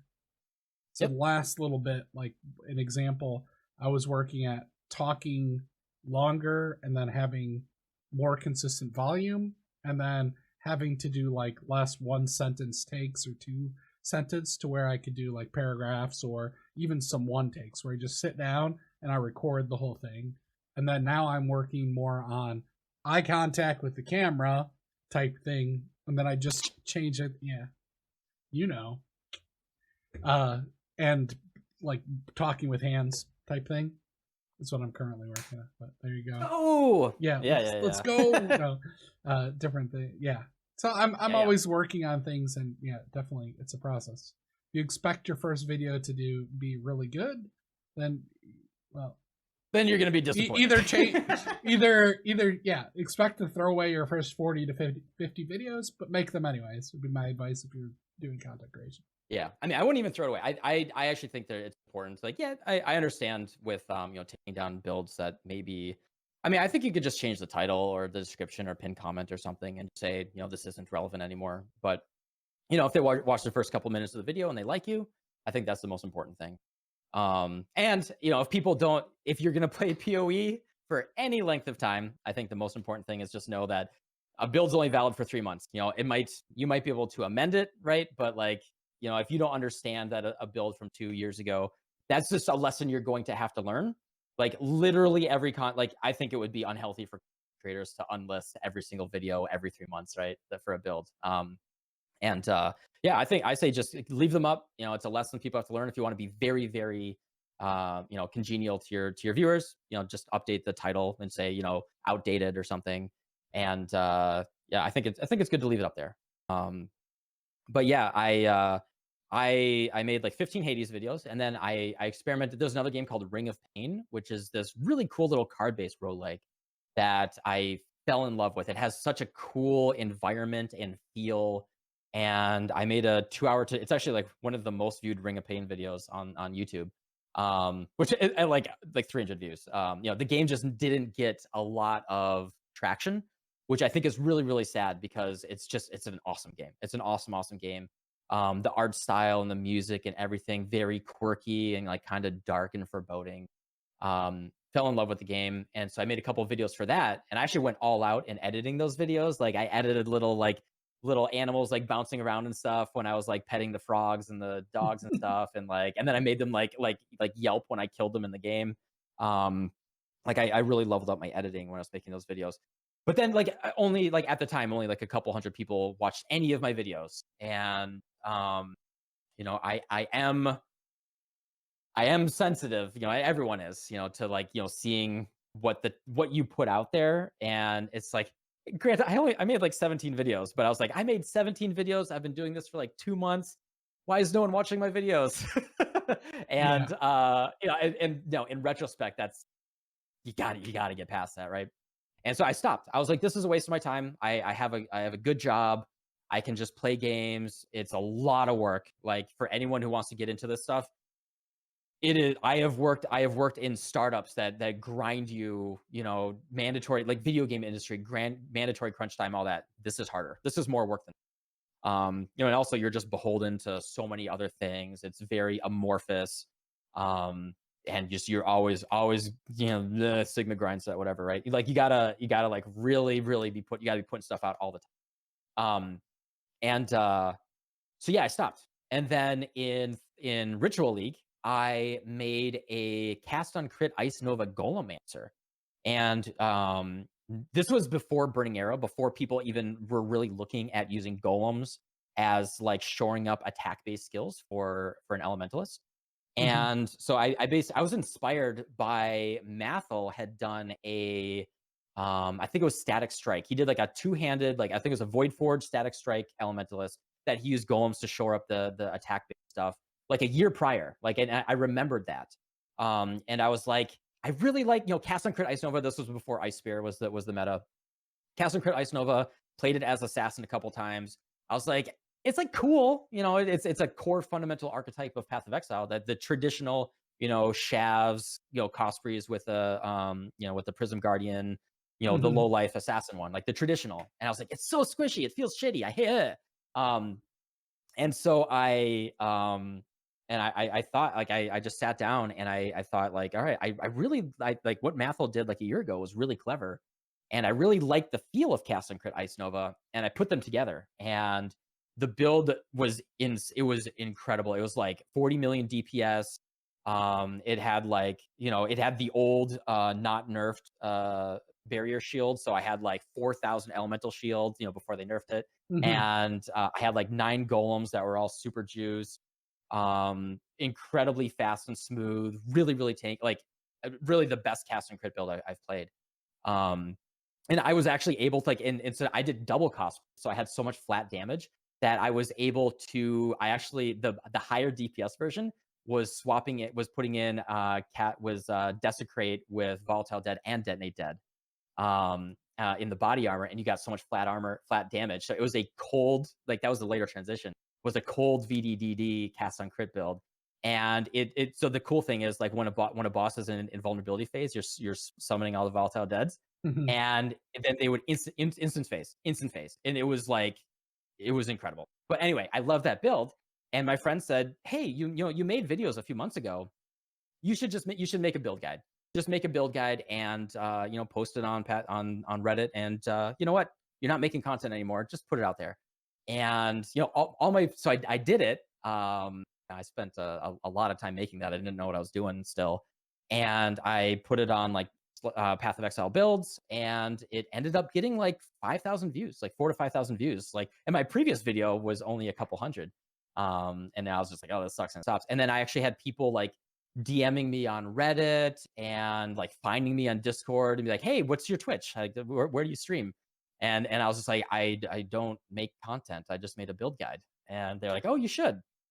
Um, and and then I started doing that, and I started making content. And if you look at all the videos after that one, they're cringe. They're atrocious. Like, oh my god, the thumbnails. Oh, they're so bad. I had no idea what I was doing.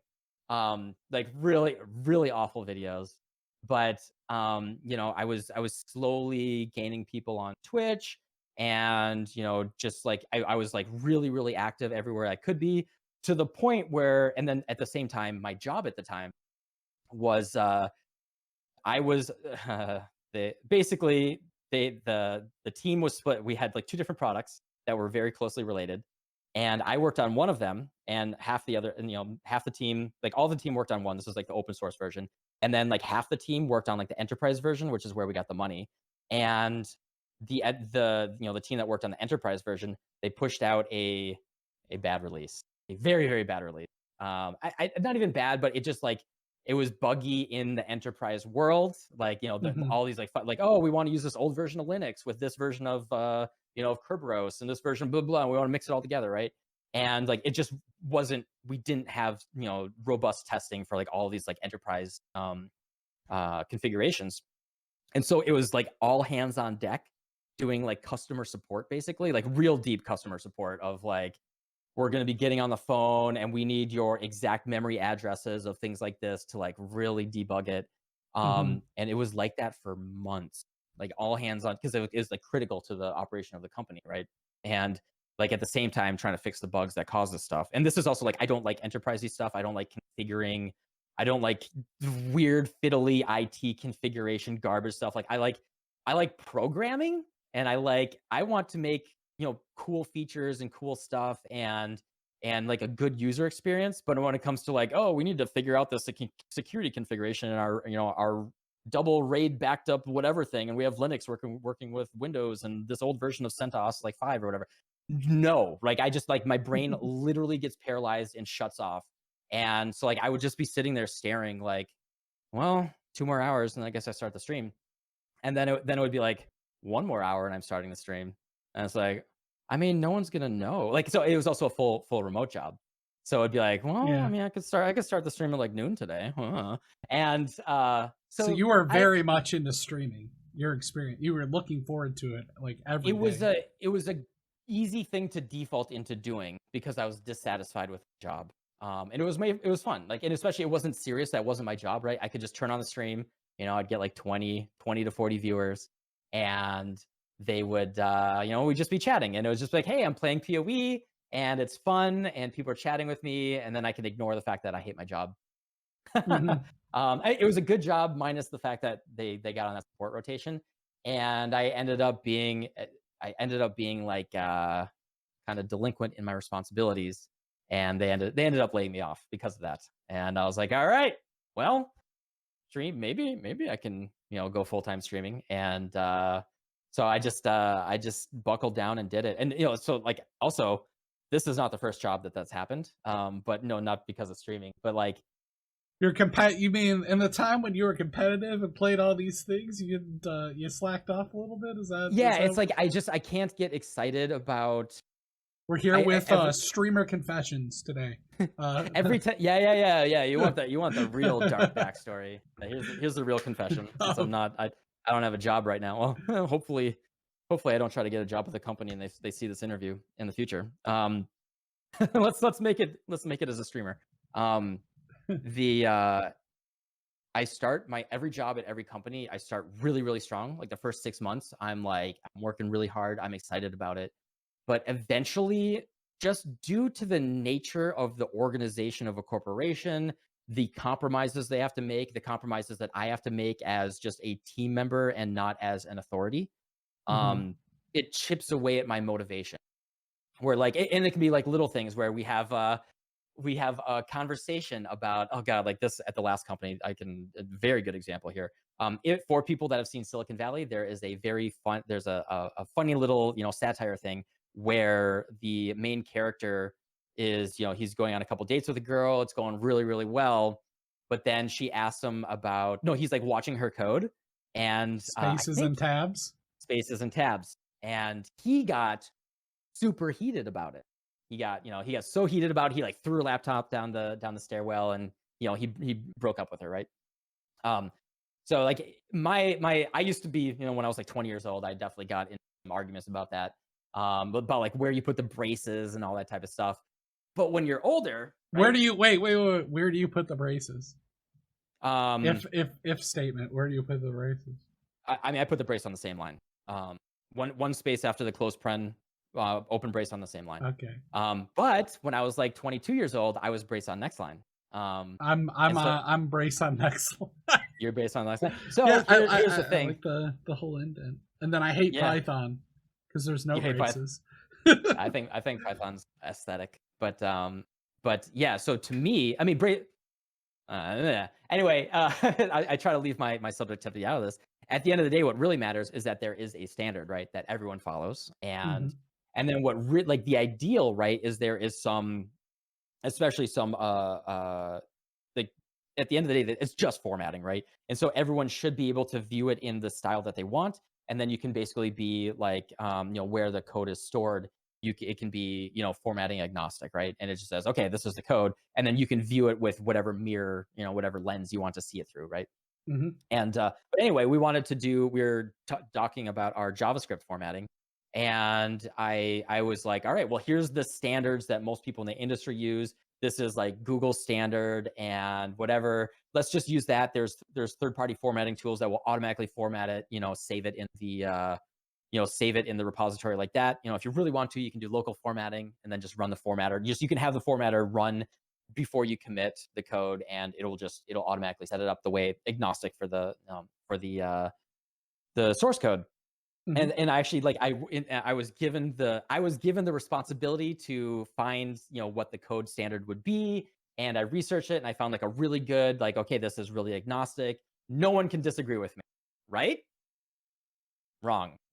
There were people that were just like, and then also the default that they all leaned on was stuff that I don't like. So if I'm going to talk subjectively, stuff that I hate anyway, like I'm just like, there's no shot. Like in JavaScript, no one puts the brace on the next line. If you put the brace on the next line in JavaScript, you're outing yourself as a not JavaScript programmer, and that's okay.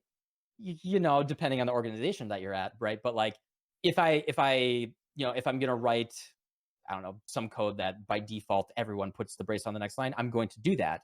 But I was hired as the JavaScript expert and to set the standards for it and everything. And the rest of the team was like, no, we like it this way. And so I got overruled after putting in the research and doing all the work. And then that's one check mark on my motivation, just like one little knockoff on my motivation. And then like multiple things like that happen where like I want to say this doesn't matter, let's do like this does matter, let's work on that. And then every single company that I'm at, if I'm just like a regular senior software engineer, eventually that chips away so much that I just get paralyzed. And I'm like, I know that I can't subjectively make the thing that I want to make, that I care about. And without any motivation, I'm just not gonna get anything done. I'm gonna sit there, I'm gonna try to do work, but I'm just gonna stare at it and I can't, my productivity will plummet. So yeah, that's has happened at almost every single job I've ever had. And this is the first time, also I'm beholden to myself here, right? Like, and I have to make Yeah, myself perform and improve, what's right? the clock here before you lose all motivation on this one, buddy? I mean, Is there a countdown timer? This has been over a year. I think the big thing with this, right, is it's challenging, it's creative. I think that's the big thing for me. Is I say this all the time, is when people, because like I strategically hide it, but I am a little messy. Like, I like organized messy stuff. But I'm a little messy, but I'm oh my just God, messy. I'm not even organized messy. if you So. if You saw know my what? desktop, You're talking my language. Yeah. um, Oh, you think? it- You should see what's out of range slightly here. Don't worry about but that. yeah, No, exactly. I'm not like a Asmongold level or anything. Okay, we're not like oof. that. We're not like that. I love you, cleaned up Asmongold, things, but get a yeah. maid, dude. Yeah. But yeah, I am, I say it jokingly to my friends and family. I'll say like, oh, but I'm an artist. Like, I can't be you want me to put away the dishes? I'm gonna be so bad at it. I'm just an artist. I can't. That doesn't speak to me. Oh, I should use that one. That sounds. Yeah, I just tell that's a people I'm good an one, artist. Yeah. And but that is more of the type of personality that I have. I am. I like the combination of logic and creative expression, and that's like really what speaks to me. Like, I like making build guides or well, I like that's a whole different thing. Here we go. More trauma. Rip off that Band-Aid. Let's go. Oh god. No, I like making builds in Path of Exile. And I like figuring out what the numbers are and the way that they work. But I also I view all of that through the subjective lens of like, what does the build feel like? What does it mean to me? And in everything, and this is like the interesting thing with my relationship with like Path of Exile and the community, is I think a lot of people that play PoE are very numbers driven people, open up their spreadsheets, get their exact numbers, they get their decimal points out. And I'm just like, I don't know, build costs, I don't know, 10, 20x, something like that, maybe 25. I don't know, whatever. It didn't matter. And I had a lucky roll in Harvest, good enough, wasn't that bad. Like, I am very, very fuzzy, touchy feely with that, right? Because I think, I do my best to get, set good expectations. But, at the end of the day, I think with everything in life and the way that I approach it, and what matters is, a very, very subjective understanding of the way that it actually is affecting you internally and emotionally, and the way that you are processing that. Because like, at the end of the, when you're on your deathbed, those numbers aren't going to help you. And like, I understand numbers. I've been there. I've done that. I've been through the ringer. I have optimized. I have gone back and studied the fundamental lambda calculus and the binary algorithms, or not binary, the Boolean algorithms that drive the B-tree algorithms, rather, that drive the foundation of all modern SQL databases, and research like the foundation of that, so I can optimize the performance of all of that by studying the throughput of setting up botnets and blah blah. Like, I've done that. I know how that stuff works. I can tell you, like, that this is why, like, I prickle when people get way too particular about numbers. Is like, certain times it matters, and in certain times it doesn't. And it's very, very important to understand certain things. Like, when I say like, oh, this build does 15 million DPS, and someone's like, well, I opened up your POB, and if I uncheck enemy is chilled, it's only 14.6 million DPS. And when it's checked, it's actually 14.9 million DPS. So you're always just around. And it's like, I don't. It kills Cirrus before he attacks once. Like, I don't. What do you want? Like, I don't care. Like, and really what matters is the build fun to play? Does it accomplish the goal that you set?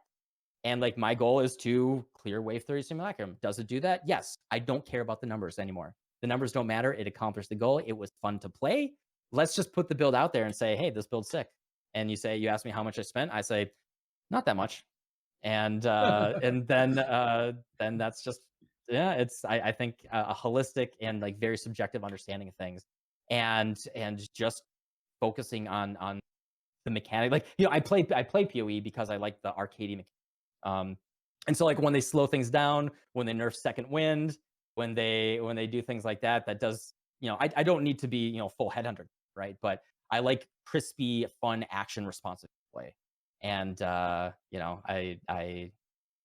that's why, let's just say that's why other ARPGs don't really click with me. I've tried them. They don't feel like that. Gotcha. Interesting. Yeah, that was a rant and a half. Sorry. Yeah. You wanted, you got, get it out, man. That's what we're here for. Okay. I'm letting you vent. Okay. Just a lot of people are gonna watch it. It's basically that, tell the real James Humphrey all you want. You could be like Dr. K. You could be like Healthy Gamer GG. Okay. Yeah, now we're gonna do chanting. I don't know. For PoE content creators. Oh, that would be so funny. The PoE whisper. I'm kind of like you. I don't want to just do Path of Exile as well. So I think I'm gonna do like a tech channel or like a game dev channel. I don't know anything about game dev stuff, but I'm gonna learn it, and then you'll get to see my experience of kind of learning it, or making games and stuff like that, which I think would be interesting because I was more on the ERP back end and like business process mapping. So let me know if you have any questions. No? I know a little bit about that. Oh, okay. Yeah, so I'm doing that. I'm doing this series. I want to do just like talking about making YouTube videos, but I think I need to wait a little bit longer and make different types of videos to different genres. Talk about that a little bit more and maybe get a little bit bigger. But I started doing that, and I realized a lot of that content was like clickbaity. You're going to gain 100,000 YouTube whatever overnight and stuff. How to gain 1 million followers. It's littered with that kind of stuff, and a lot of people. And it does well too, right? It does really well. So basically, there's more content me being saying, okay, how to get your first 50 views on a video, how to get 1,000 isn't impressive next to that stuff, right? Like, people don't want to learn. They want the easy way out, and they don't usually approach it the way that I think you and I approach it, which is like, okay, it's going to be bad. It's a learning experience. You got to like incrementally build up and improve. A lot of people are just like, 30-second video that tells me how to get 1 million views overnight. Yeah. Oh, that didn't help me. All right, another one that's going to get me 1.1 million over, like, and they go down that whole thing. But it's just like people talking about stuff, and you got to try stuff. It's a process for sure. There's no shortcuts. Yeah. Day 9 has a really good story. Definitely, I don't think he doesn't talk about meta content creation stuff too much, but he has a really, really good story that stuck with me. Where someone came in chat and said, "Hey, Day 9," and you'll find this all the time. Is they said, "Hey, Day 9, I want to become a." Also, it's like really cringe when someone's like, "Hey, I want to start streaming. I'm gonna go start my stream now." But yeah, he was like, "Hey, I want to get into streaming. Do you have any advice for someone who wants to get into streaming?" And Day 9, he says, "Yes, I have a system for people to ask me the question. Every single time someone's asked me this question, and it's been thousands of people at this point. As Day 9, thousands of people have asked him, I want to get into streaming. I want to get into content creation. How do I do it?" And he says, "All right, before I answer that, stream for at least 4 to 6 hours every single day for the next 30 days, and then come back and ask me."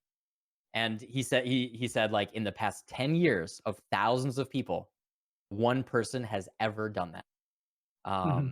And just having that fundamental drive and work ethic, which is super ironic with me talking about work ethic. Just being able to, I can do things I'm motivated with, I promise. Being able to push through and do that, and just like, yeah, you got 0 viewers, you got 1 viewer, it's your sister, right? Because she's bored on the bus to school. That's okay. Just do it. Stream, practice, talk to nobody. and then go back, and then every night before you go to bed, watch your VOD. Like stream for 4 hours, have dinner, go to the gym or something, and then just put your VOD on and listen to yourself talk to nobody for 4 hours. Get through that cringe, get through that experience, start to learn and refine your technique and learn through that. Do that every single day for 30 days, come back, and then start to have a conversation. And what he said, one person's only ever done that, and that one person ended up being a successful full-time streamer. Yeah. So yeah, I mean that's like the big fundamental thing is like, unfortunately, like there's definitely like specific techniques and all that type of stuff. But I think just like in Path of Exile, where I want to get the majority of the community and the player base, is the most important thing is knowing how to learn. You have to become an autodidact. And my goal through my content, like my goal is to eliminate build guides. That's like my long-term goal, is to make build guides no longer be a necessary thing. I think that like there's definitely builds that are very complicated and we can have interesting things talking about them. We can, just, hey, here's my POB. Here's a 10-minute video talking about my build. But I want it to be the average player is able to just watch a 10-minute video, grab a POB, and with no notes in it, be able to level that build and play it and understand everything about it. Now, there's definitely exceptions with like Ward Loop or something that you literally need a PhD.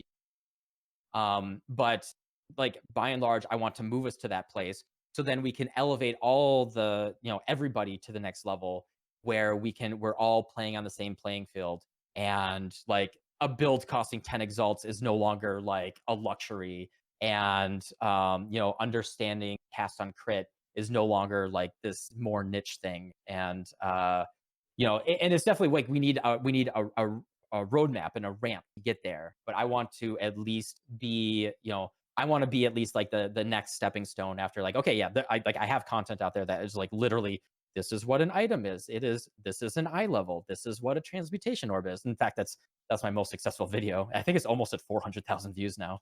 Yeah, you didn't you do one that's like every crafting starting from the beginning? That one? Yeah, it is a 2-hour long video on how to craft. Yeah. So I have I content saw like it. that. I saw it come up because it did so well. Yeah, I didn't watch it because I know most of the stuff until we get into those super advanced crafting. But a lot of the crafting in the game is like pretty crazy with how the attacks or no attack mods, no caster mods, stuff like that. The multi-mod stuff gets kind of crazy. Stuff. Yeah, I mean, crafting is so cool. And I love the depth that it has. That's another thing. Like crafting is one of the depth of the crafting in Path of Exile. I see arguments for people simplifying it, and I see arguments all the time of like, you know what, I just want deterministic crafting and I just want to get my stuff and play for a little bit, and that's okay. You can play Diablo 3, and that's fine. I just play 3 to 4 mod items because you don't really need 6. Do you really you really need, like if you could kill Cirrus in 10 seconds? Do you really? Yeah, I mean you can get like a. Yeah, you can, and I think that's the cool thing, right? Is like you don't need those big items; they exist for the people that want to like have something aspirational. Out, for sure, you can play a 1 exalt seismic trap build that kills Cirrus in 10 seconds, right? Like you don't need that stuff. I think it's good. Like, and this is a big subjective thing about. This was the Elden Ring argument. There was a oh god, there's a lot of drama in the past months or so. Like a couple game developers, game designers have tweeted things like they're literally just jealous, right? Like Elden Ring is God tier, it just is. And if you don't like it, you can say Elden Ring is not for me, but it's really really good. I don't play Minecraft, I don't like Minecraft, but I haven't played it, right? Like, I don't think I would get into it though. Like I don't like just like full undirected free play like that. But I respect what it does and what it's able to do and what it's meant for game just the video game community. And I think it's really really cool, and it's an important thing that exists. Similarly, like if I look at I love Elden Ring. If you don't like Elden Ring, but you can still recognize, God, there are people saying it had bad graphics and it's like literally one of the prettiest games I've ever played. They're like actually just delusional. And like the statement that this one person said was, I don't know what game they worked on, but the criticism I read said something like they worked on a big game that you know of, and their argument was that games should be made for everybody. And it's like, I don't, it's okay if my mom wants to read like a trashy romance novel. doesn't have to be made for me, right? And it's okay that there's like absolutely terrifying horror movies out there that people absolutely love and they flock to. And I think there should be, there should be something for everybody. And you just, if it's not made for you and you're not going to like it, you have given up the right to subjectively judge it, right? Like it is like, if I make something, like you can say this is not for me, I don't like it, but I respect that it's well crafted. Like that's basically where it stops. Like I Yeah. don't like horror movies are not made for me. Like I kind of dip my toe in a little bit, but like I don't like feeling of being like super super horrified. But I love seeing the reaction of people that enjoy that experience. I'm like, that's cool that that movie, that did the thing for you that was very meaningful. And that's what matters. Like art is just there to evoke emotion and feeling and mean something to you in your life.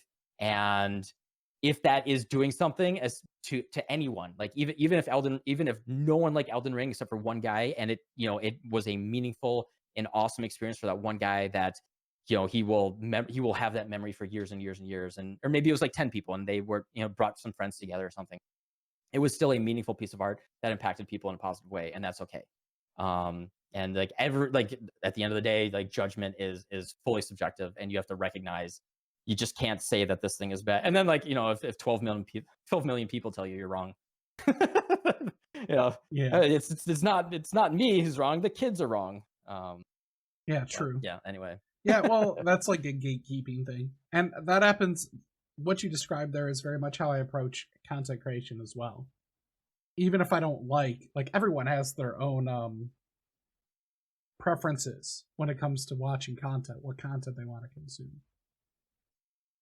Well, yeah, I think it's like the numbers don't lie. A lot of people do things right. So the way I approach watching other content creators and stuff is, what are they doing well, and whether I agree.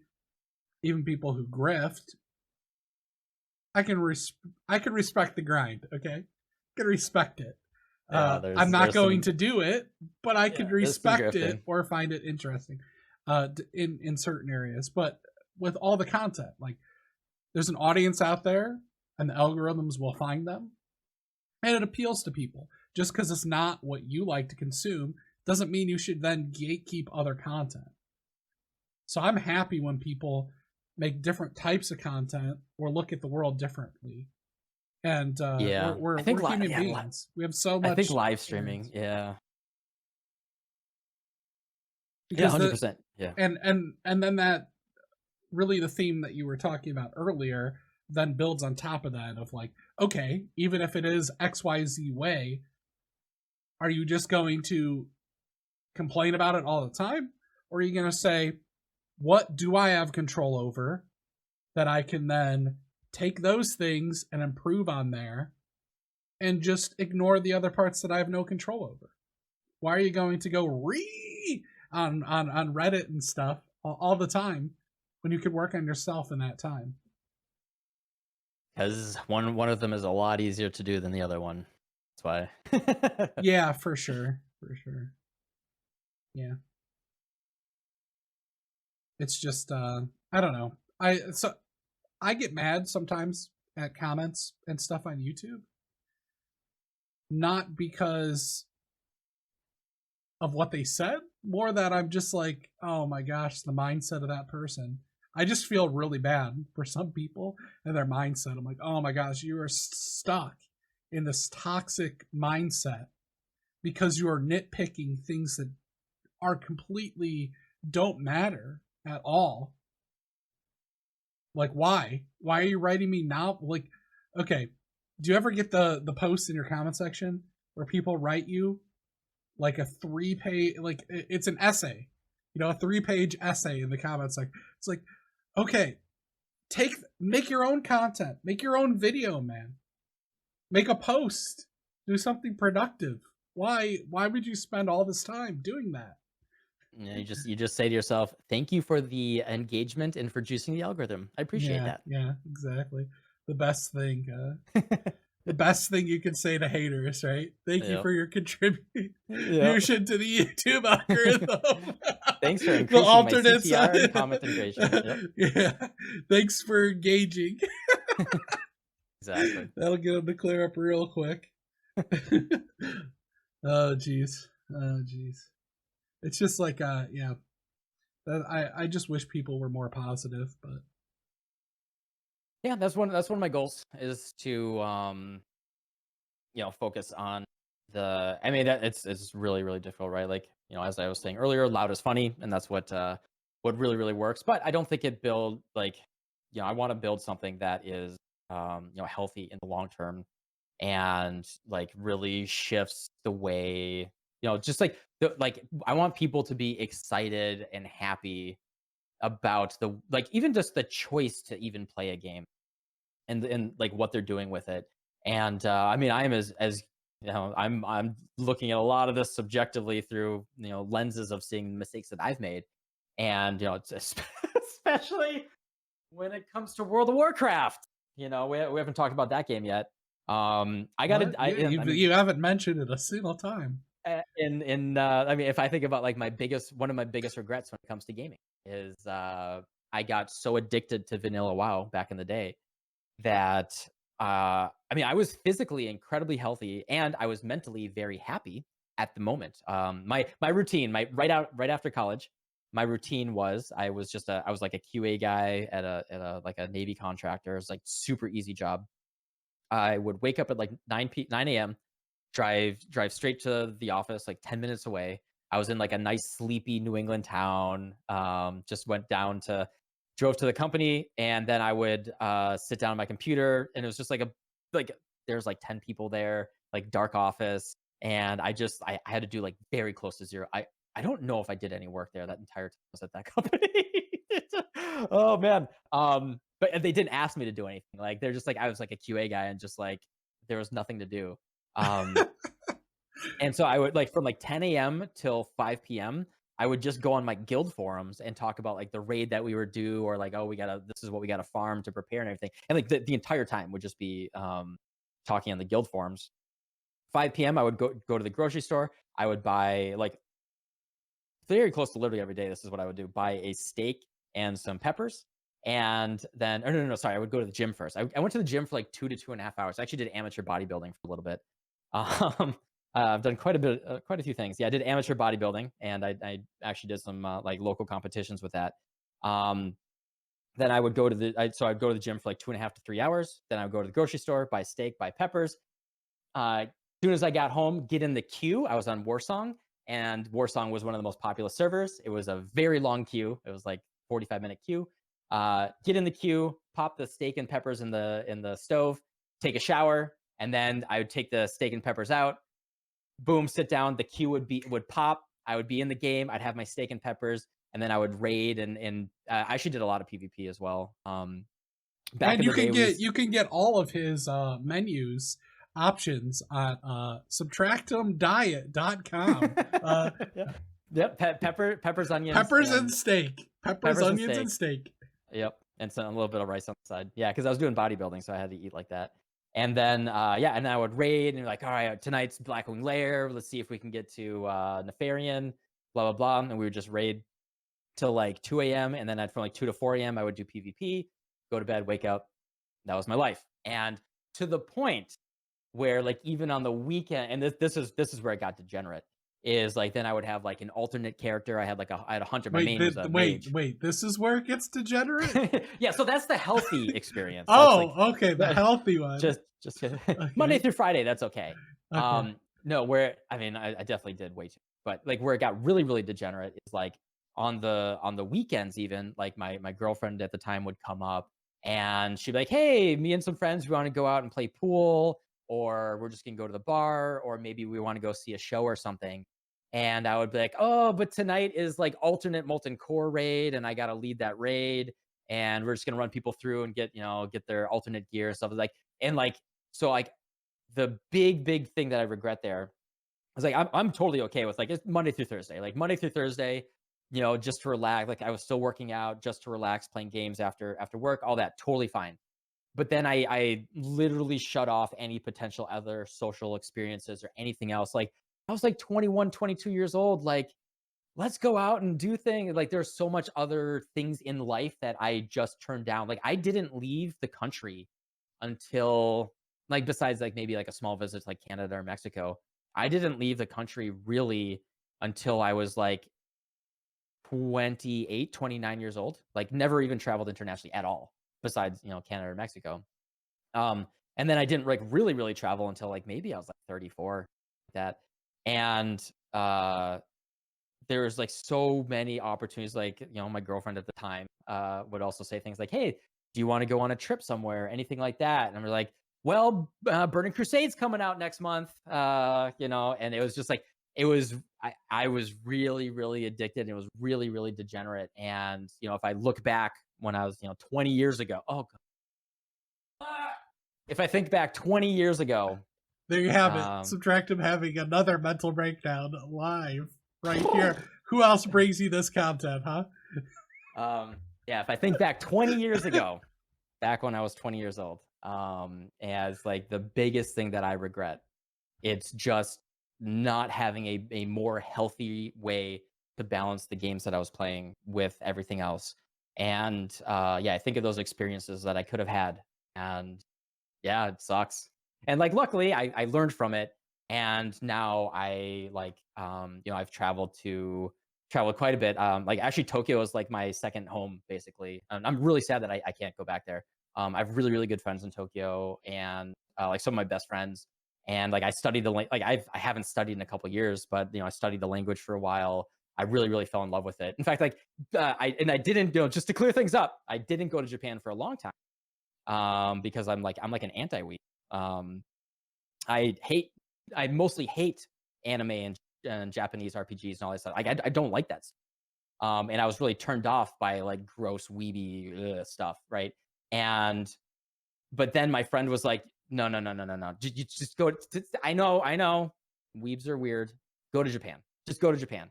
And I went, and yeah, absolutely like changed my life and my perspective and everything. Of like, I had been to Europe a couple times at that point. Europe is basically America with funny accents. Sorry, Europe, right? Like it's just like our DNA of our culture, right, is so similar. At least in Western Europe. I've been to Amsterdam and Ireland and England and a couple other places, and just like it, and there's variety, and Norway as well. Norway's gorgeous if no one's ever been.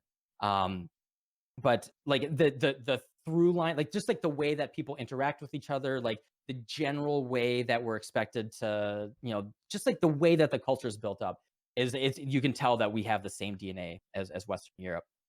You go to Japan, and like I didn't know humans could organize this way, right? And I didn't know that it's like almost an inversion of a lot of stuff. Like it really throws your brain for a loop. The way that like people understand things, the way that people understand that the way like what they're expected from society and the people that are around them and all that. And like not subjectively saying anything's better or worse, but it's really eye opening seeing that, oh, human beings can organize and just be that different, like fundamentally from the core of the culture, and they can make some amazing food. At the very least, oh my god! If anyone ever goes to Tokyo, and also I love the countryside. I really love the countryside, much more than like I actually know Tokyo really well at this point. I've been in Japan like 12 times now. I know the city really well. I love exploring out to the countryside, and people are like way warmer and friendly. City is like it's like being like New York City, right? But you go out to the countryside, and people are like really warm and welcoming and like fun. Um, and like that, my best memory is going to this small bar in like southern Kyushu, and there's a retired sumo wrestler, and he was just like the most gregarious, fun. Like he's like, "Oh, you American, you like big chicken," and he like took like these big pieces of fried chicken. It was like he was like feeding every single person at the table and like pouring beer in people's mouths, and he like gave people hugs and everything, and just like totally breaks like the cold Japanese stereotype. And there's definitely like there's a lot more. It's just it's a whole country, right? It's not just one city. But anyway, if you go to Tokyo, or anywhere in Japan, if you walk around lunchtime and you see a long line, even though you can't read what it is, get in that long line, because that's where all the locals know the really good food is. Get in that line, and you will have one of the best meals of your whole life. Nice.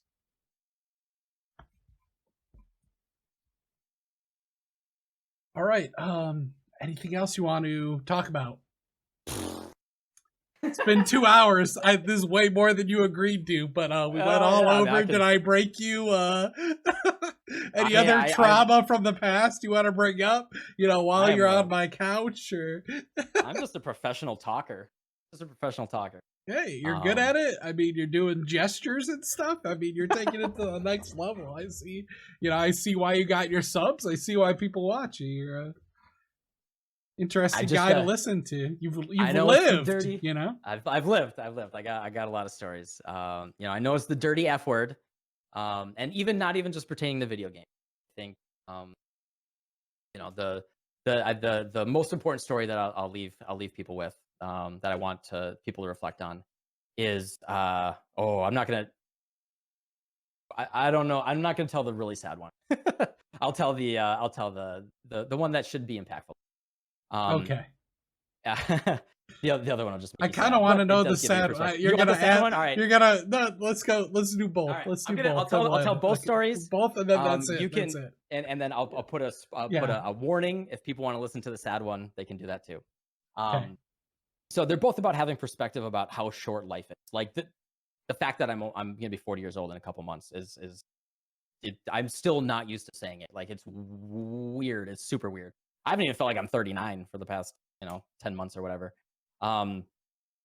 So there was this programmer, and I don't know how old he was. Let's say he turned 30. I think it was around when he turned 30, and he looked back at his 20s, and he thought about the stuff that he had accomplished in his life and what he had gotten done. And I think everyone, when they turn 30, should reflect on that. I think that's a good thing to do.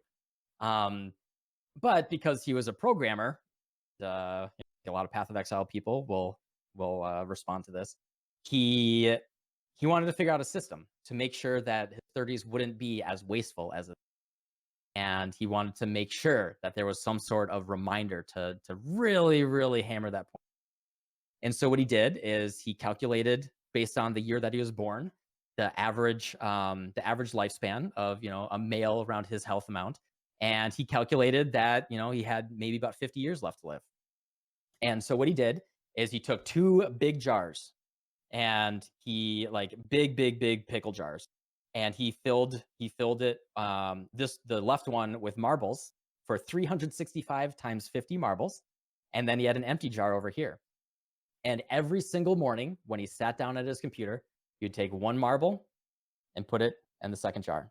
And that was his daily reminder every single day. All right. And then as he would do it, think about yesterday. All right, what did I do yesterday? Well, I kind of got in a fight with my partner, and then I was really distracted, and I just kind of I ate ice cream, and I just watched Netflix, and then I kind of passed out on the floor. That was yesterday. Clunk.